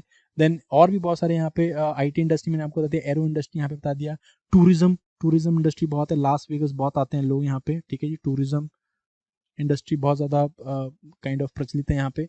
Then again important city Seattle, मैंने आपको बताया Seattle is known for aero industry, lots and lots of aeroplane companies जो है they are settled here. And then उसके बाद वन मोर इम्पॉर्टेंट इज, यहाँ पे आपको मिलता है हॉलीवुड, ठीक है। तो हॉलीवुड भी यहीं पे आपका, अगेन ये सारे रीजन जो है वेरी वेरी इंपॉर्टेंट। एक बात सोचने वाली है वैसे, ये सारा कैलिफोर्निया वाला रीजन, नीचे वाला कैलिफोर्निया वाला रीजन जो है, ऊपर ओरिगन वाला छोड़ दो इसको, नीचे कैलिफोर्निया वाला रीजन जो है, it's desert, California it's a desert, है कि नहीं? California is a desert, so how come एक डेजर्ट में इतनी प्रोस्पेरिटी हो सकती है? Think about it, you world wants to go there. अगर आपको एक विश बोली जाए कि आपको अगर दुनिया में कहाँ सेटल होना है, और आप कहीं ना कहीं एक अपना प्रोफेशनल हैं, अगर आप आईटी प्रोफेशनल हैं तो आपका चॉइस एक ही है, आप मेरे को जो है कहाँ जाना है, सिलिकॉन वैली जाना है, कैलिफोर्निया में। अगर आप थोड़ा बहुत फिल्म इंडस्ट्री या थोड़ा ग्लैमर इंडस्ट्री से रखते हैं तो आप बोलोगे मुझे कैलिफोर्निया जाना है, हॉलीवुड के आसपास में। सो इतना ज़्यादा कैसे हो गया, why California as a desert, वो इतना ज़्यादा फेमस प्रॉस्परस कैसे हो गया? Precisely because of the policy. मैंने पीछे जो फैक्टर्स बात करी उसमें एक सबसे इंपॉर्टेंट फैक्टर नहीं बात किया मैंने, वो है गवर्नमेंट पॉलिसी, ठीक है। किस तरह से गवर्नमेंट पॉलिसी इन्फ्लुएंस करती है किसी भी एरिया में क्या इंडस्ट्रीज जाएंगी। अब यहाँ पे जो ये इतना स्प्रॉलिंग कॉम्प्लेक्स आप देख रहे हो, it was all because of the United states government, ठीक है। अब यूनाइटेड स्टेट की गवर्नमेंट ने किया क्या? What did they do, again what they do was they literally इन्होंने ये एरिया जाके बसाया है। कैसे? बिकॉज ये अगेन रेगिस्तान वाला रीजन, तो यहाँ पे कुछ नहीं होता था। So what they did, they took their western fleet, जो इनकी वेस्टर्न आर्म फोर्सेस की फ्लीट है, they establish it in the San Diego region. San Diego में यहाँ पे इन्होंने इस्टेब्लिश करी। ठीक है, इनकी फ्लीट में जो है सब कुछ मिलता है आपको, आर्मी एयरफोर्स सब कुछ इसमें ही है। सैन डिएगो में इन्होंने इस्टेब्लिश करी। ठीक है, अब जब यहाँ पे इस तरह की फ्लीट आई, तो इस फ्लीट के साथ अब है क्या, ये लोग कैपिटलिस्ट हैं, तो अगेन सारा कुछ जो ये इन आर्म फोर्सेस को चाहिए होता है वो सारी जो है प्राइवेट कंपनीज इनको प्रोवाइड कर रही हैं। तो सैन डिएगो में आई इनकी वेस्टर्न फ्लीट। अब इन वेस्टर्न फ्लीट को जो भी चीज़ें चाहिए थी, फॉर इंस्टेंस इनको एयरप्लेन्स चाहिए, फॉर इंस्टेंस इनको इलेक्ट्रॉनिक्स चाहिए, ऑल दिस थिंग, और इनको जो है सर्विसेज चाहिए, इतनी बड़ी फ्लीट को, मीन्स बहुत सारे यहाँ पे आर्म पर्सनल है, इनको चाहिए, इनको सर्विसेज चाहिए। तो with that what happened, aeroplane industry came in, arrow industry यहाँ पे आके इस्टेब्लिश हुई। ठीक है, एरो इंडस्ट्री लॉस एंजलिस में इस्टेब्लिश हुई, सिएटल में इस्टेब्लिश हुई, सैन फ्रांसिस्को में इस्टेब्लिश हुई, एंड देन उसके बाद इलेक्ट्रॉनिक्स इंडस्ट्री है, क्योंकि एरोप्लेन्स में इलेक्ट्रॉनिक्स के पार्ट लगेंगे, गैजेट्री लगेंगी, तो उसके साथ इलेक्ट्रॉनिक इंडस्ट्री सैन फ्रांसिस्को में आई। ठीक है, विद टाइम जो है it became such an important areas, and यहाँ पे क्या हुआ, क्योंकि सर्विसेज थी तो यहाँ पे टूरिज्म भी स्टार्ट हो गया, तो then Las Vegas was developed as an important tourist destination. Again जहाँ पे ग्लैमर आएगा वहाँ पे कौन आता है, वहाँ पे आता है हॉलीवुड, वहाँ पे आते हैं, मीन्स इस तरह की kind of cinemas and also यहाँ पे केम हॉलीवुड। ठीक है, सो इस तरह से ये पर्टिकुलर एरिया को बसाया गया है। ठीक है, so it's all governments effort if you see. चलो, एनी चीज, तो ये हो गया आपका यूनाइटेड स्टेट्स वाला portion. I hope I have covered everything. Yes, I have almost covered everything. जो थोड़ा बहुत नहीं भी हुआ तो कोई चक्कर नहीं है, हर चीज़ अपने को याद नहीं रखनी है। ठीक है, then come to South America. South America में या सेंट्रल अमेरिका में, सेंट्रल अमेरिका वाला पोर्शन मैंने आपको सेंट्रल अमेरिका बनाया नहीं, तो बना देते पहले फटाफट सेंट्रल अमेरिका। सेंट्रल अमेरिका वाले पोर्शन में you will find the most important जो आपका सिटी है, that is what, that is Cuba. ठीक है, सो क्यूबा अगर आपने देखा है तो क्यूबा ये known for what, it is also called as sugar bowl of the world, sugar bowl Cuba. ठीक है, एंड सबसे इंपॉर्टेंट क्यूबा जो है नोन फॉर इट्स सिगार्स। ठीक है, Cuban cigars they are very very costly. अगर आपने सुना होगा brand called as Havana cigars. ठीक है, Havana cigars, Havana is the capital of Cuba. Havana cigars, bauxite, known for bauxite production. Most of जो bauxite है कहाँ पे जा रहा है, यूनाइटेड स्टेट जाता है इनका। ठीक है कि नहीं। सिमिलरली ये रीजन आपका आ गया, ये वाला region, this is Maracaibo region of Venezuela, and Maracaibo में क्या है, यहाँ पे oil, crude oil, oil and associated industries यहाँ पे आपको मिलती हैं, ऑयल एंड एसोसिएटेड इंडस्ट्रीज। ठीक है, मिल गई यहाँ पे ऑयल एंड एसोसिएटेड इंडस्ट्रीज। उसके बाद आ जाओ आप थोड़ा नीचे, यहाँ पे ये रीजन आपका Bolivia and Peru region, again known for mining industries, mining बहुत होती है यहाँ पे। मैंने आपको बताया था पोटासी। ठीक है, Potosi known for copper, copper, lead, zinc, silver, यहाँ पे सारा माइन किया जाता है। ठीक है, लेड, कॉपर, जिंक, ये सारे आपको यहाँ पे मिल जाता है। ठीक है, देन उसके बाद आपका ये वाला पोर्शन सारा, चिली वाला पोर्शन। ठीक है, एंड सब स्पेशली ये वाला रीजन, एटाकामा वाला रीजन, ये एटाकामा वाला रीजन जो है it is known for copper. ठीक है, यहाँ पे आपको मिलता है copper town of the world, Chuquicamata, मेरा देता है ना Chuquicamata, Chuquicamata copper town of the world, यहाँ पे आपको मिलता है। इसके अलावा ये सारी जो रीजन है it is non for extensive fishing, fishing बहुत की जाती है यहाँ पे। देखो यहाँ पे क्या होता है, यहाँ पे कोल्ड करंट चल रही है, कोल्ड करंट चलने से क्या होता है यहाँ पे, जब भी कोल्ड करंट चलती है तो क्या कहते हैं, बहुत सारा न्यूट्रिशन अपवेल होता है, ठंडा पानी ऊपर आता है तो क्या होता है, बहुत सारा न्यूट्रिशन लेके आता है, तो यहाँ पे बहुत सारी फिशेज आती हैं, फिशेज जो है बहुत सारी फिशिंग इंडस्ट्री यहाँ पे देखने को मिलती है। ठीक, करूँगा अभी बात में इसके बारे में कभी आगे। Fishing industry, fishing industry, in fish को खाने वाले एक स्पेशल बर्ड्स होते हैं। ठीक है, सी बर्ड्स होते हैं, गुल्स होते हैं, और वो क्या करते हैं, वो एक्सक्रीटा करते हैं, जिन्हें हम क्या कहते हैं, इन्हें हम कहते हैं गुआनो। इस गुआनो को क्या करते हैं, हार्नेस किया जाता है फॉर फर्टिलाइजर इंडस्ट्री। सो इस सारा रीजन जो है it is known for phosphates and nitrogenous fertilizers. ठीक है, fertilizer industry very very important. सारे चिली वाला जो कोस्टल रीजन है नोन फॉर फर्टिलाइजर इंडस्ट्रीज। ठीक है जी, आज जो सेंट्रल रीजन में कुछ नहीं है यहाँ पे, दिस इज मोस्टली क्या है आपका, this is your agriculture region, आपका वो आ गया दैट पैम्पास वाला रीजन है। बीफ इंडस्ट्री यहाँ पे बहुत मिलती है आपको, बीफ एंड डेयरी इंडस्ट्रीज, ठीक है जी। उसके बाद ये आ जाओ region of eastern Brazil, eastern Brazil वाला portion very very important iron steel के लिए, ठीक है जी। मैंने आपको बताया था बेलो होरिजोंटे, बताया था मैंने आपको बेलो होरिजोंटे, ये रीजन आयरन। देन उसके बाद मैंने ऊपर कैरेजास माइंस बताई थी, वर्ल्ड की लार्जेस्ट माइंस है, आयरन माइंस है कैरेजास, ठीक है। इसके अलावा Brazil also known for coffee production, coffee pot of the world कहते हैं हम लोग ब्राजील को, ठीक है जी। उसके बाद सबसे इंपॉर्टेंट यहाँ पे एक सिटी मिलती है called as Rio de Janeiro, सबसे बड़ी सिटी है ये ब्राजील की, ठीक है। बट इसकी कैपिटल नहीं है, इसकी कैपिटल ब्राजीलिया है। रियो de Janeiro is the biggest city of Brazil, ठीक है। सो ये coffee pot of the world समझ में आ गया। इस कॉफी जो है, कॉफी पॉट ऑफ यहाँ पे जो कॉफी के काइंड ऑफ जो खेत हैं, इनको हम क्या कहते हैं, इनको हम पेजेंडस कहते हैं, पेजेंडस, ठीक है। दे आर लाइक खेत्स ऑफ कॉफी। सो अगेन ये रीजन हो गया आपके। I hope it's South America more than sufficient, इसके अलावा यहाँ पे कुछ नहीं है। अंदर जितना भी चल जाओगे मोस्टली जो यहाँ पे लोग क्या कर रहे हैं, अगर हम इनकी इकोनॉमिक एक्टिविटी की बात करते हैं साउथ अमेरिकन की, तो मोस्टली लोग क्या कर रहे हैं, either they are working in mines और either they are doing agriculture, ठीक है। Most of them are doing mines और they are in mines and agriculture only. So यहाँ पे ज्यादा कुछ नहीं मिलता आपको, ठीक है, तभी गरीब हैं तो ये लोग। चलो एनी चीज आगे चल जाते हैं। देन आ जाते हैं हम लोग अफ्रीका के ऊपर, अफ्रीका के ऊपर आते हैं। अफ्रीका में आपको क्या क्या दिखाऊं, बड़ी चीजें दिखाने के लिए, चलो दिखा लेते हैं। अगेन स्टार्ट करते हैं ऊपर से। ऊपर वाला रीजन आपका ये रीजन मगरैब वाला पोर्शन, ये तो सारा मैंने आपको बताया था मेडिटेरेनियन कंट्री है और मेडिटेरियन टाइप का क्लाइमेट है। तो यहाँ पे आपको क्या मिलेगा, मोस्टली यहाँ पे सिट्रस फ्रूट्स की प्रोडक्शन बहुत है, सिट्रस फ्रूट्स, ठीक है। ग्रेप्स हो गए, ऑरेंजेस बहुत सारे प्रोड्यूस किए जाते हैं। मैटर ऑफ फैक्ट कैलिफोर्निया में भी ऑरेंजेस बहुत प्रोड्यूस किए जाते हैं, याद रखना, ठीक है। इसके बाद ऑयल, सारा ये जो रीजन है नोन फॉर ऑयल, ये पूरा पोर्शन नोन फॉर ऑयल में दिखा देता हूँ आपको। से अल्जीर्स है, अल्जीर्स नोन फॉर ऑयल, अल्जीर्स में बहुत सारी आपको सॉरी अल्जीरिया, इसका जो कैपिटल है Algiers, known for the oil production. उसके बाद लिबिया है, लिबिया में त्रिपोली है आपका, ये वाला रीजन लिबिया का, ठीक है। ये सारा जो पोर्शन है known for oil production. Egypt वाला रीजन है, इजिप्ट ऑयल प्रोडक्शन। खार्तूम वाला रीजन है सूडान में, साउथ सूडान में। एंड देन नाइजर वाला प्रोडक्शन है, नाइजीरिया वाला रीजन है। नो, ये सारे रीजन जो हैं they are known for oil, ठीक है। ऑयल एक्सप्लोरेशन हो रहा है तो ऑयल बेस्ड यहाँ पे इंडस्ट्रीज मिल जाती हैं, ऑयल रिफाइनरीज थोड़ी बहुत मिलेंगी, ऑयल बेस्ड इंडस्ट्रीज आपको देखने को मिलेंगी, ठीक है जी। उसके अलावा यहाँ पे एज सच कुछ नहीं, सारा डेजर्ट रीजन है, ये सारा डेजर्ट है। मैंने आपको बताया था this is all desert. So desert में आपको क्या मिलेगा, कुछ नहीं मिलेगा। सो डेजर्ट है यहाँ पे तो कुछ भी नहीं है, कोई इंडस्ट्री यहाँ पे आपको देखने को नहीं मिल रही।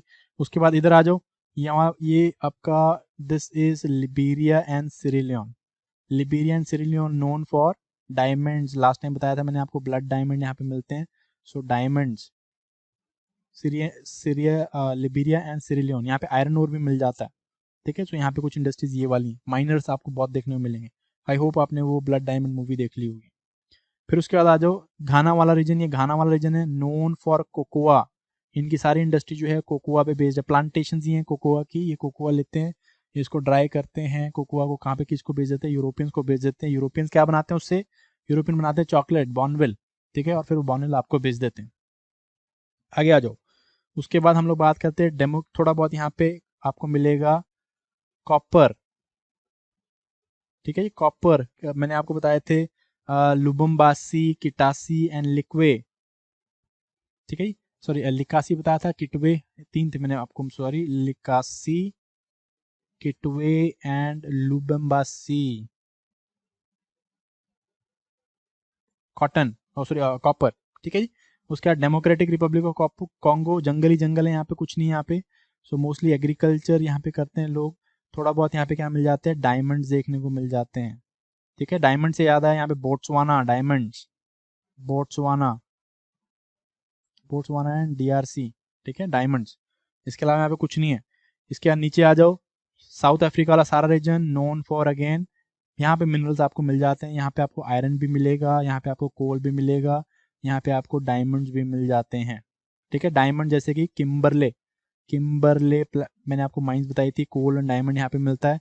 आयरन मैंने आपको बताया था नटाल एंड ट्रांसवाल वाले रीजन में मिलता है, ठीक है। ये आपका जो है साउथ अफ्रीका, मोस्ट ऑफ जो इंडस्ट्रीज यहाँ पे इसी चीज़ की हैं, ठीक है।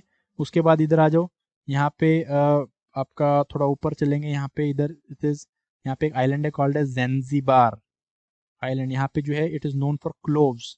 ठीक है, किसके पास है ज़ैंज़िबार? इट्स केन्या के पास है, क्लोव्स के लिए नोन। देन केन्या वाला रीजन अगेन एग्रीकल्चर बहुत ज़्यादा फेमस है यहाँ पे। सो यहाँ पे you will find sugar cane and you will also find coffee. ठीक है, तो ये इस तरह की प्रोडक्शन आपको देखने में मिल जाती है। इसके ऊपर सारा ये डेजर्ट वाला रीजन है। ठीक है, ये हॉर्न ऑफ अफ्रीका में इथोपिया और सोमालिया इस तरह की कंट्रीज हैं, इनके पास कुछ भी नहीं है, तो ये क्या करते हैं? पायरेटिंग करते हैं। अरेबियन पेनिसुला नहीं बताऊंगा, इनके पास कुछ नहीं है ऑयल के अलावा, ओनली ऑयल। रस्त नूरा बताया था, यानबुल बहार बताया था, अबू धाबी, शारजा, अल अहमदी ऑयल फील्ड बताए थे, Yemen, everyone has lots and lots of oil. सिर्फ ऑयल के ऊपर जी रहे हैं इनके पास, और कुछ नहीं है। थोड़ा बहुत दुबई में आपको थोड़ा टूरिज्म देखने को मिल जाता है, बट टूरिज्म के अलावा इनके पास कुछ नहीं है। सॉरी ऑयल के अलावा इनके पास कुछ नहीं है। अब ये लोग थोड़ा डाइवर्स करने की कोशिश में है कि हम लोग टूरिज्म को प्रमोट करते हैं, बट इसके अलावा इनके पास कुछ नहीं है। ठीक है, जैसे मैंने आपको अल बसरा यहाँ पे बताया था, शतल अरब बताया था, all of them they are oil fields only, very important oil field यहाँ पे। अल बसरा बताया था मैंने आपको, देन किरकुक हो गया, मौसूल हो गया, बगदाद हो गया, all of these areas known for oil only. इससे पहले टाइग्रस यूफ्रेटस, यहाँ पे मेसोपोटामियन सिविलाइजेशन मिल रही थी, और कुछ नहीं यहाँ पे। ठीक है कि नहीं? हो गया। आगे आ जाओ, एशिया कर लेते हैं हम बात सारी, जब कर ही रहे हैं तो। आगे आते हैं हम लोग इंडिया की तरफ को। ठीक है, हम अपने देश को महान बनाएंगे और बहुत सारी चीजें यहाँ पे बताएंगे। अहमदाबाद, अहमदाबाद, ठीक है जी, Ahmedabad known as the Manchester of India. अब मैनचेस्टर किसको बोलते हैं? मैनचेस्टर जो है ये कहाँ पे मिलता है? यहाँ पे यूरोप में मैनचेस्टर। ठीक है, Manchester is known for its cotton textile. So जिस भी जगह को हम लोग बोल देते हैं कि ये इस जगह का मैनचेस्टर है, इसका मतलब यहाँ पे क्या है? बहुत ज्यादा कॉटन टेक्सटाइल है। आयरनी ये होगी कि मैं अभी जब बता रहा हूँ तो मैंने मैनचेस्टर पहले नहीं बताया आपको, अहमदाबाद पहले बता दिया। ठीक है, चलो कोई चक्कर नहीं है, कर ही लेते हैं पहले हम लोग। चलो अहमदाबाद को आप भूल जाओ, हम लोग पहले यूरोप ही कर लेते हैं। ठीक है, आ जाओ यूरोप की तरफ आ जाओ, कोई चक्कर नहीं है। यूरोप में हम लोग बात करेंगे, कहाँ से स्टार्ट करें हम लोग? यूरोप साइड से स्टार्ट करते हैं, वेस्ट वाली साइड से स्टार्ट कर लेते हैं हम लोग। मैंने आपको बिलबाओ रीजन बताया था, Bilbao, Bilbao region known for iron. बहुत सारी आयरन की यहाँ पे आपको क्या मिल जाएंगी? आयरन की इंडस्ट्रीज मिल जाएंगी। Lisbon, Lisbon of Portugal, Lisbon Portugal की कैपिटल भी है। शिप मेकिंग, शिप बिल्डिंग बहुत ज़्यादा इंपॉर्टेंट है यहाँ पे, होती है यहाँ पे। ठीक है जी, शिप बिल्डिंग। देन उसके बाद आप आ जाओ इटली की तरफ। इटली में बहुत कुछ मिलेगा आपको। इटली में the beautiful cities of Milan. Milan में क्या मिलता है boss? Why is Milan famous? Milan is famous for silk, Milan का सिल्क। ठीक है जी, मिलान का खुद का सिल्क नहीं है, बट सिल्क इंडस्ट्रीज बहुत सारी यहाँ पे, because it was part of the silk route. ठीक है, मिलान का सिल्क हो गया आपका। देन उसके बाद देन यहाँ पे आपको सिटी मिलेगी वेनिस। सुना है वेनिस के बारे में? Venice, it is called as the queen of Adriatic. ये एड्रियाटिक सी है, queen of Adriatic. Venice was one of the important industrial town of Italy, और यहाँ पे बहुत सारे स्पाइस ट्रेड हुआ करता था, अभी भी होता है। ठीक है, तो again lots and lots of important areas. उसके बाद आ जाओ फ्रांस की तरफ। फ्रांस में हम लोग देखते हैं बहुत सारे इंपॉर्टेंट टाउन्स हैं। अगेन यहाँ पे फ्रांस में there is a city called as Lyons, known for, again Lyons is known for silk only. Silk आपको यहाँ पे देखने को मिलता है, silk industries are there. Then उसके बाद नीचे जो है ये इनका इंडस्ट्रियल कॉम्प्लेक्स वाला रीजन कौन सा है? ये नैन्सी लॉरेन प्रोविंस, मैंने आपको बताया था ना, लॉरेन प्रोविंस। यहाँ पे इनको आयरन सारा कुछ मिल जाता है, यहाँ पे आयरन भी मिलता है आपको, कोल भी मिल जाता है, इंपॉर्टेंट रीजन। एंड नीचे जो सदर्न फ्रांस है, यहाँ पे आपको बॉक्साइड भी मिलता है, लेस बॉक्स मैंने आपको बताया था, बॉक्साइड। सो यहाँ पे जो है एल्यूमिनियम की कंपनीज बहुत सारी हैं। ठीक है, बहुत इंपॉर्टेंट यहाँ पे जो एरोक्राफ्ट मैन्युफैक्चरर्स है, एयरप्लेन मैन्युफैक्चरर्स है, वो भी आपको यहाँ पे मिलेंगे, बिकॉज यहाँ पे एल्यूमिनियम मिलता है, और एल्यूमिनियम यहाँ पे फ्यूजलाज के लिए यूज होता है। ठीक है, बताओगे मुझे कि फ्रांस में कौन से इंपॉर्टेंट एयरक्राफ्ट इंडस्ट्रीज हैं, उनके कौन सी एयरक्राफ्ट कंपनी है, उनके हेडक्वार्टर्स लोकेटेड है? ठीक है, फ्रांस में। चलो देखना, चेक करना। ठीक है, उसके बाद आ जाओ आप, और हम लोग थोड़ा देखते हैं यहाँ पे और क्या चीज़ है। हम लोग कहा, पेरिस तो हमने बात ही नहीं करी। Paris very very important. Paris क्या चीज़ है boss? Paris is the fashion capital of the world. ठीक है, सो पेरिस फैशन वीक अगर सुना होगा, Paris fashion capital, Paris very very important. ठीक है, न्यूयॉर्क भी is a fashion capital. So New York and Paris दोनों ही फैशन कैपिटल हैं, लिख लेना कहीं पे। यहाँ पे मैंने बताया था Philadelphia, New York, New York is New York fashion capital. ठीक है, सो उसके बाद आ जाओ आप और ऊपर। ऊपर जो है आपको दो इंपॉर्टेंट इंडस्ट्रियल रीजन्स देखने में मिलते हैं, this is Rhine valley and this is Ruhr valley, Ruhr and Rhine. Ruhr जो है this is the most important, यहाँ पे आपको ऑलमोस्ट हर चीज मिल जाती है रूर में, आयरन, कोल, देन उसके बाद कॉपर, देन थोड़ा बहुत बॉक्साइट, हर चीज यहाँ पे मिलती है रूर। ठीक है, तो इसको हमने फेमस कर रखा है रूर। इट्स एन रीजन जहाँ पे बहुत सारे आपको मिनरल्स मिलते हैं। तो किसी भी कंट्री का जहाँ पे मिनरल्स कंसंट्रेटेड तो होते हैं तो हम लोग बोल देते हैं ये उस कंट्री का रूर है। ठीक है, जैसे Chota Nagpur plateau is Ruhr of India. ठीक है कि नहीं, so Ruhr again, and second is Rhine, Ruhr and Rhine. यहाँ पे बहुत सारी आपको इंडस्ट्री मिल जाती हैं, जैसे कि इंजीनियरिंग इंडस्ट्रीज आपको मिलेंगी, देन उसके बाद ऑटोमोबाइल इंडस्ट्रीज आपको यहाँ पे मिलेंगी। ठीक है, इस तरह की आपको बहुत सारी इंडस्ट्रीज देखने को मिल जाती हैं, इंजीनियरिंग, ऑटोमोबाइल इंडस्ट्री। ठीक है, यहाँ पे नीचे जैसे इसके नीचे वाला रीजन जो है रूर के नीचे वाला, दिस इज फ्रैंकफुट, फ्रैंकफुट। ठीक है, यहाँ पे इंपॉर्टेंट आपको ऑटोमोबाइल इंडस्ट्रीज देखने को मिल जाती हैं। ठीक है, यहाँ पे आप मुझे ये भी बताओगे कि फोक्स वैगन का हेडक्वार्टर्स कहाँ पे है, इट इज इन जर्मनी। ठीक है, तो जर्मन कार्स जो हैं they are known for, they are very very famous, and ये सारी फ्रैंकफुट के आसपास में बन रही। चलो आगे आ जाओ, हम लोग बात करते हैं ईस्टर्न यूरोप की तरफ चलते हैं। किसी के पास कुछ नहीं है, थोड़ा बहुत यहाँ पे वॉर्सो वाला रीजन जो है, Warsaw, Warsaw this is Poland capital, industrial complex है, बहुत सारी चीजें यहाँ पे बनाई जाती हैं। देन उसके बाद सबसे इंपॉर्टेंट रीजन है ये वाला, this is Donetsk region, Donets and Krivoy region of your Ukraine. ठीक है जी, very very important region Donets and Krivoy region है। अगेन मोस्ट ऑफ इंडस्ट्री यहीं पे कंसंट्रेटेड हैं, आयरन ओर की इंडस्ट्रीज आपको यहाँ पे देखने को मिल जाती हैं, शिप बिल्डिंग इंडस्ट्रीज आपको यहाँ पे देखने को मिल जाती हैं। ठीक है, ऊपर आप देखोगे यहाँ पे एम्स्टरडेम है, this is one of the most busiest port of Germany, sorry of Europe, ये आपको यहाँ पे देखने को मिल जाता है। देन ऊपर आ जाओ नॉर्वे वाले रीजन में, किरूना, गैलीवेयर, अगेन बहुत आयरन स्टील इंडस्ट्रीज आपको देखने को मिल जाती है। ये इधर वाले रीजन में, फिनलैंड में तो ज़्यादा कुछ है नहीं, लैंड ऑफ 1000 लेक्स। ठीक है जी, सो यहाँ पे किरूना, गैलीवेयर, लॉट्स, नॉर्वे में, नॉर्वे को हम लोग क्या कहते हैं, नॉर्वे को हम लोग लैंड ऑफ मिडनाइट सन भी बोलते हैं। ठीक है जी, लैंड ऑफ मिडनाइट सन बोलते हैं नॉर्वे को। सो यहाँ पे किरूना, गैलीवेयर मिल जाते हैं, बहुत सारे इस तरह के आपको रीजन मिल जाएंगे जहाँ पे lots and lots of iron ore is there. Important towns आपके जैसे माल्मो है, देन उसके बाद आपका अदर रीजन जैसे स्टॉकहोम है, स्टॉकहोम, माल्मो स्वीडन में, दे आर इम्पोर्टेंट ओ पोर्ट्स जहाँ से बहुत सारा चीज़ें इंपोर्ट एक्सपोर्ट की जाती हैं। ठीक है, इधर आ जाओ आप इंग्लैंड की तरफ को आ जाओ। इंग्लैंड बहुत छोटा दिखा रखा है, मैं इंग्लैंड यहाँ पे कहीं पे बड़ा दिखा देता हूँ पहले तो। England, let me show, this is England को थोड़ा बड़ा दिखा देते हैं, लेट अस टेक इंग्लैंड। क्यों भाई, हमारे वो हैं मतलब मास्टर्स थे पहले के, तो थोड़ा बहुत दिखा देते हैं इनको भी। Masters, let us talk about our masters. ऊपर जो स्कॉटिश हाईलैंड्स हैं, these are Scottish Highlands, Scottish Highlands, Scottish Highlands known for iron and steel. यहाँ पे आपको मिलेगा Glasgow iron steel centre, Glasgow iron steel centre of the world. ठीक है, of Europe sorry. ठीक है, आयरन स्टील सेंटर। फिर उसके बाद सेकंड इंपॉर्टेंट रीजन है ये वाला, this called as the Midland basin, Midland basin. यहाँ पे आपको मिलेंगे, देखो कौन कौन से, यहाँ पे आपको सारी इंपॉर्टेंट टाउन मिल जाते हैं। ऊपर आपको मिलेगा लिवरपूल, सुना है किसी ने लिवरपूल के बारे में, लिवरपूल का क्लॉथ, वेरी वेरी इंपॉर्टेंट। ठीक है, देन उसके बाद आपको नीचे वाली साइड में मिलेगा, लिवरपूल के नीचे यहाँ पे मिलेगा मैनचेस्टर। ठीक है, ये Manchester known for cotton textiles, Manchester cotton textile के लिए फेमस है। जिस भी कंट्री में हम लोग बोलते हैं यहाँ पे कॉटन टेक्सटाइल मिलते हैं तो हम बोलते हैं Manchester of this particular country, है कि नहीं। मैनचेस्टर के बाद इधर आ जाओ, नीचे मिलेगा आपको बर्मिंगम, बर्मिंगम। ये सारे जो हैं they are important industrial complexes. यहाँ पे यूरोप की जितनी, सॉरी आपका यूके की जितनी भी इंडस्ट्रीज है वो इन्हीं 4-5 सिटीज में कंसंट्रेटेड है। ठीक है जी, आई होप समझ में आ गया, इतना बहुत है उसके लिए, काइंड ऑफ समझने के लिए बहुत है। Glasgow also known for ship industry, ship building. ठीक है ना, सो ये सारा आपका हो गया काम। देन उसके बाद हम लोग आ जाते हैं, हो गया आपका मोस्ट ऑफ यूरोप हो गया। यूरोप से हम लोग मूव करते हैं towards, let us move towards the eastern part of Europe. ये वाला रीजन यहाँ पे आपको मिलेगा, this is important mountain ranges, this is Urals.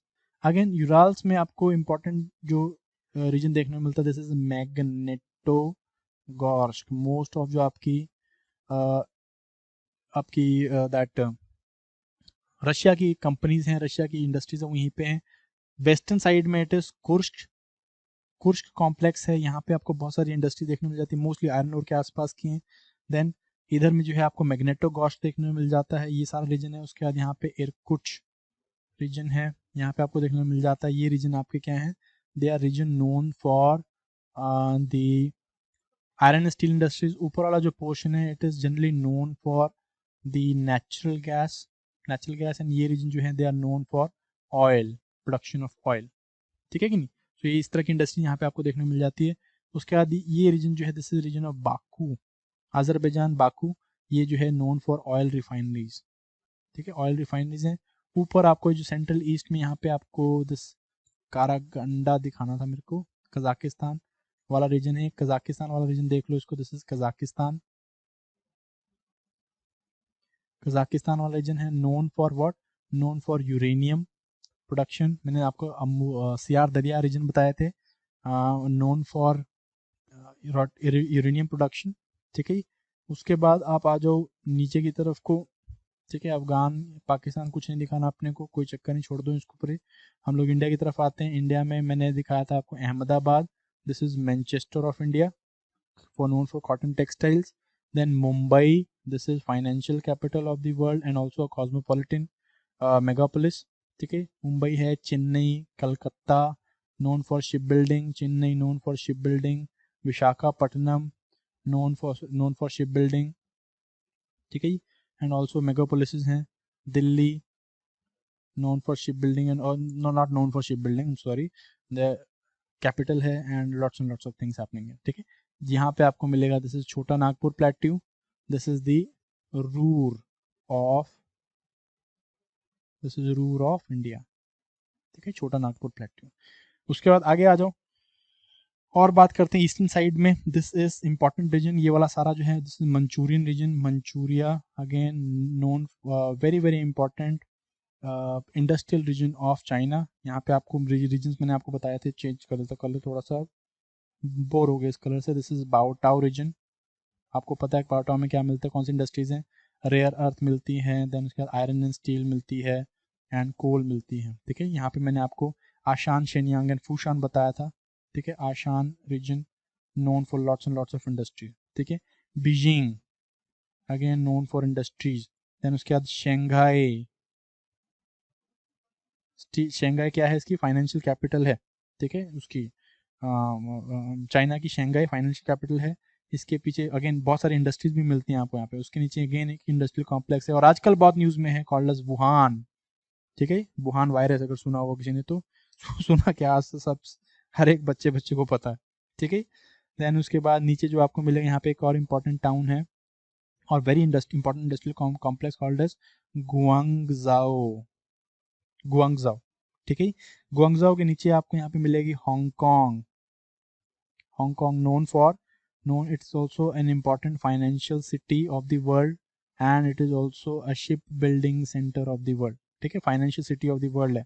यहाँ पे इसके नीचे और मिलेगा आपको इम्पोर्टेंट आपको रीजन मिलेगा कॉल्ड एज मकाओ, ठीक है। एंड इसी के साथ में आपको मिलेगा ताइवान, ये ताइवान है आपका, Taiwan known for electronics, electronics के लिए नोन है, ठीक है। इलेक्ट्रॉनिक्स या फिर बैटरीज, जो आप लिथियम आयन बैटरीज देखते हो, मोस्टली बैटरीज यहीं पे प्रोड्यूस हो रही हैं, हो गया जी।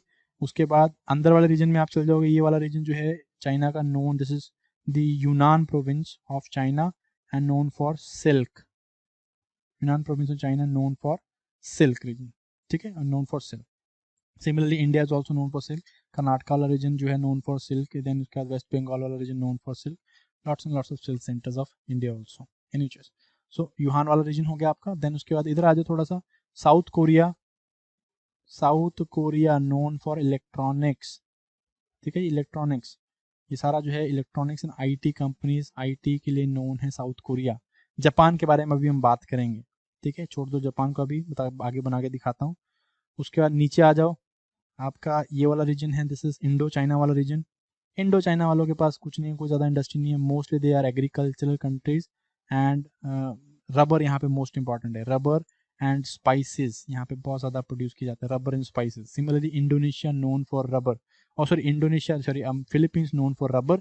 एंड नाउ यहाँ पे आईटी इंडस्ट्री जो है वो बहुत इंपॉर्टेंट रोल प्ले कर रही है, आईटी, बिकॉज इंग्लिश स्पीकिंग जनता है एंड आईटी वाला काम कर सकती है, ठीक है। BPO known for BPO, business process outsourcing and rubber, ठीक है। इंडिया का इसी के साथ बोन ऑफ कंटेंशन है कि ये लोग इंडिया को, जो हम लोग बात करें ना, Asian India free trade agreement हो चुका है, एफटीए हो चुका है, बट फ्री ट्रेड एग्रीमेंट सिर्फ गुड्स पे हुआ है, सर्विसेज पे अभी तक नहीं हुआ। हम लोग कह रहे हैं कि सर्विसेज खोल दो, सर्विस में ये फिलीपींस हमारे को नहीं आने देगा, क्यों? बिकॉज, और वेहेमेंटली अपोज कर रहा है, क्यों? बिकॉज इनकी आईटी इंडस्ट्री जो अभी बूमिंग इंडस्ट्री, बूमिंग तो नहीं अभी, मतलब ग्रोइंग इंडस्ट्री है, वो खत्म हो जाएगी, ठीक है ना। चलो एनी चीज, उसके बाद इंडोनेशिया में आ जाओ। इंडोनेशिया अगेन ये सारा रीजन जो है it is known for rubber production, natural rubber production is known, they are known for rubber production है। And also they are the largest archipelago of the world, ठीक है। Largest archipelago is group of islands only, ठीक है। Rubber हो गया, palm oil हो गया, they are known for this thing, understood. Then उसके बाद आप आ जाओ रीजन्स लाइक, ये वाला रीजन है आपका मलेशिया, एंड मलेशिया का कुछ पोर्शन यहाँ पे भी है। मलेशिया हो गया आपका, सिंगापुर रीजन हो गया, Malaysia Singapore region, this is Malaysia Singapore region. Again Singapore is the most, Singapore की अगर हम बात करें, Singapore again known for port, it's a port, port based country, port जो है एक्टिविटीज बहुत हैं, and also it is the most you can say costliest city of the world, costliest में भी आता है, ठीक है। मलेशिया सिंगापुर ये अगेन ये लोग टूरिज्म के लिए बहुत ज़्यादा फेमस है, टूरिज्म, ठीक है, high on tourism also. Then इसके अलावा आपको अगर रीजन्स दिखाने हैं, जापान रह गया अपना, जापान को हम लोग नीचे बना लेते हैं, लेट अस मेक जापान नीचे, एंड जापान में आपको दिखा देता हूँ क्या क्या मिल रहा है आपको, ठीक है जी। चलो जापान के 4 आइलैंड्स हैं आपके, नीचे बना के दिखा रहा हूँ, नीचे एक्चुअल में है नहीं। Hokkaido, then this is Honshu, then this is Shikoku and this is Kyushu। इस तरह के 4 आइलैंड्स आपको यहाँ पे देखने मिलते हैं, Honshu, Hokkaido, this is Hokkaido, this is Honshu, this is Shikoku and this is Kyushu, ठीक है, क्यूशु। सो ये आपका रीजन है। अगेन यहाँ पे आपको 3 इंपॉर्टेंट रीजन है, मोस्ट ऑफ जो आपका इंडस्ट्रियल कॉम्प्लेक्सेस है वो होन्शु में है, 3 यहाँ पे कॉम्प्लेक्स हैं, 1 2 एंड 3। ऊपर वाले को हम लोग क्या कहते हैं, प्लेन्स हैं बेसिकली, एक ऊपर वाले को हम कहते हैं किंकी प्लेन्स, किंकी प्लेन्स। यहाँ पे आपको मिलेंगे क्या, आपको टाउन वो मिल जाएंगे, एरियाज मिल जाएंगे, जैसे ओसाका, ठीक है जी, ओसाका मिल जाएगा आपको, या फिर ओसाका मिल गया आपको ओसाका। अगेन उसके बाद आपको मिल जाएगा, यहाँ पे मिलेगा ओसाका के बाद आपको मिलेगा क्योटो, कोब, इस तरह के इंडस्ट्रियल कॉम्प्लेक्स में मिल जाएंगे आपको, ठीक है। ओसाका, क्योटो एंड कोब मिल गया। देन इसको, हाँ सॉरी, ओसाका को हम लोग क्या कहते हैं, इसको हम लोग मैनचेस्टर ऑफ द जापान भी कहते हैं, ठीक है। Osaka is known for cotton textiles, Manchester of Japan, Kyoto and then other regions, ठीक है। ऑलमोस्ट 20% ऑफ इंडस्ट्रियल कॉम्प्लेक्स यहीं पे आपके बसे हुए हैं। Then this is your Nobi plain, Nobi, Nobi plain, यहाँ पे आपको क्या देखने मिलता है, इंपॉर्टेंट जो टाउन है, दिस इज नगोवा, नगोवा, ठीक है। Nagoya is known for automobiles production in Japan, also called as the Detroit of Japan, Detroit of Japan, याद रखना इसको, डेट्रॉइड ऑफ जापान, ठीक है। फिर जो नीचे वाले प्लेन्स हम कहते हैं क्वांटो प्लेन्स, क्वांटो प्लेन्स, ठीक है। क्वांटो प्लेन्स में आपको क्या मिलेगा, यहाँ पे क्वांटो प्लेन्स में आपको मिलेंगे यहाँ पे कॉम्प्लेक्सेस लाइक कावासाकी, ठीक है, कावासाकी सुना होगा आपने। देन टोक्यो, इनकी जो कैपिटल है टोक्यो, ठीक है। Tokyo also again known for industrial complexes only. Then Yokohama, अगेन सारे जो हैं इंडस्ट्रियल कॉम्प्लेक्सेस, क्वांटो जो है सबसे ज़्यादा प्रोडक्शन कर रहा है, ठीक है। इसके अलावा Japanese, the whole Japanese islands known for fishing, fishing के लिए भी बहुत ज़्यादा फेमस हैं। देन दैट इज इट, इतना ही है इसका जापान का पोर्शन। उसके बाद आ जाओ आप, रह गया ऑस्ट्रेलिया हमारा। ऑस्ट्रेलिया वाला क्वेश्चन रहेगा, ऑस्ट्रेलिया वाले को हम लोग कलर कर लेते हैं, कलर दूसरा ले लेते हैं, फिर इस कलर से बोर हो गए। Let us take red colour, characteristic हम लोग सारे उसमें रेडी कलर यूज़ कर रहे हैं। रेड कलर देख लेते हैं, चलो देखते हैं इंडिया उसमें कहाँ पे है। तो अगेन वो तो याद ही रखना है आपको, BSc में PhD, BSc SC, then your MA PhD, ठीक है ना। ये तो आप याद रखना, BSc Brisbane, Sydney, Canberra, Melbourne, Adelaide, Perth and Darwin, यही इंपॉर्टेंट सिटीज़ हैं, यहाँ पे लोग बसते हैं और बहुत ज़्यादा लोग बसे हुए हैं, ठीक है। ये रीजन जो है आपका ब्रिस्बेन, टाउन्सविल से लेके ब्रिस्बेन तक नोन फॉर कोल प्रोडक्शन, ठीक है, कोल के लिए जाना जाता है। न्यू कासल एंड सिडनी वाला रीजन, न्यू कासल सिडनी वाला रीजन अगेन कोल के लिए जाना जाता है, ठीक है जी।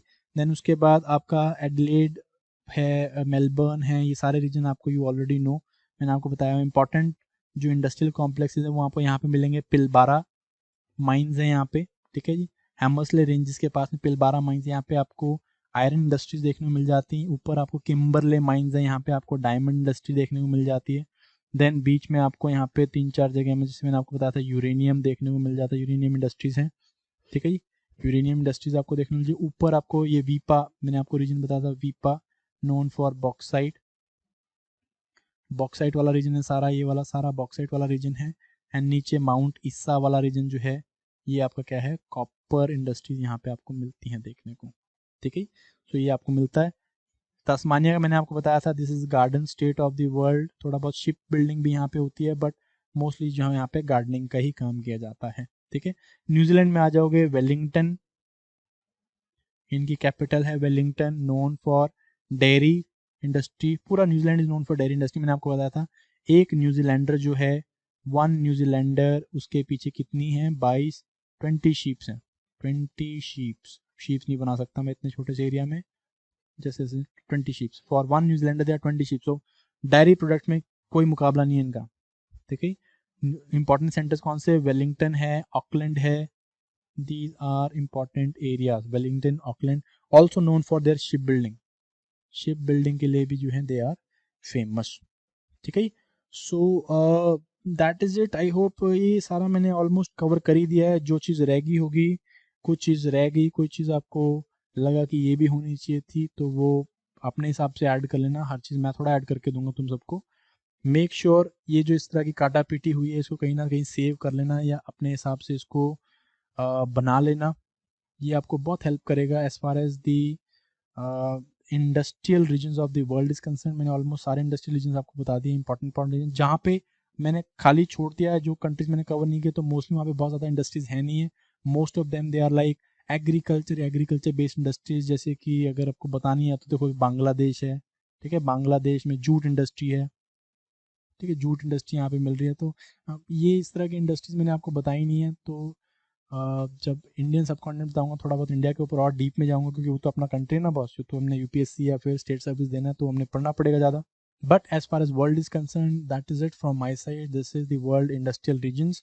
एंड इसी के साथ हमारा वर्ल्ड ज्योग्राफी जो है वो सारा मॉड्यूल ख़त्म होता है। बहुत डिटेल में हमने कर लिया, I hope you people are satisfied with it. And next lecture जो है वो आपका थोड़े टाइम बाद होगा। I am taking a 1 week break, एक हफ्ते मेरी ब्रेक है, आप लोगों की नहीं। So what you will do, you will be assigned 2 test, 2 आपको जो है ऑनलाइन टेस्ट देने हैं, वो मैं आपके टेस्ट असाइन कर दूंगा। And we will also take a doubt session, वो डाउट सेशन मैं प्लान कर रहा हूँ, I will update you as soon as possible in the groups कि किस तरह से वो सेशन लेना है। And for 1 week you will not find any geography topic, उसके बाद हम लोग इंडियन ज्योग्राफी स्टार्ट करेंगे।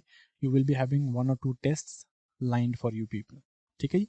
सो with this thank you very much, all the very best. And कोई आपको डाउट होता है, क्वेरी होती है, तो you can definitely call me और व्हाट्सएप।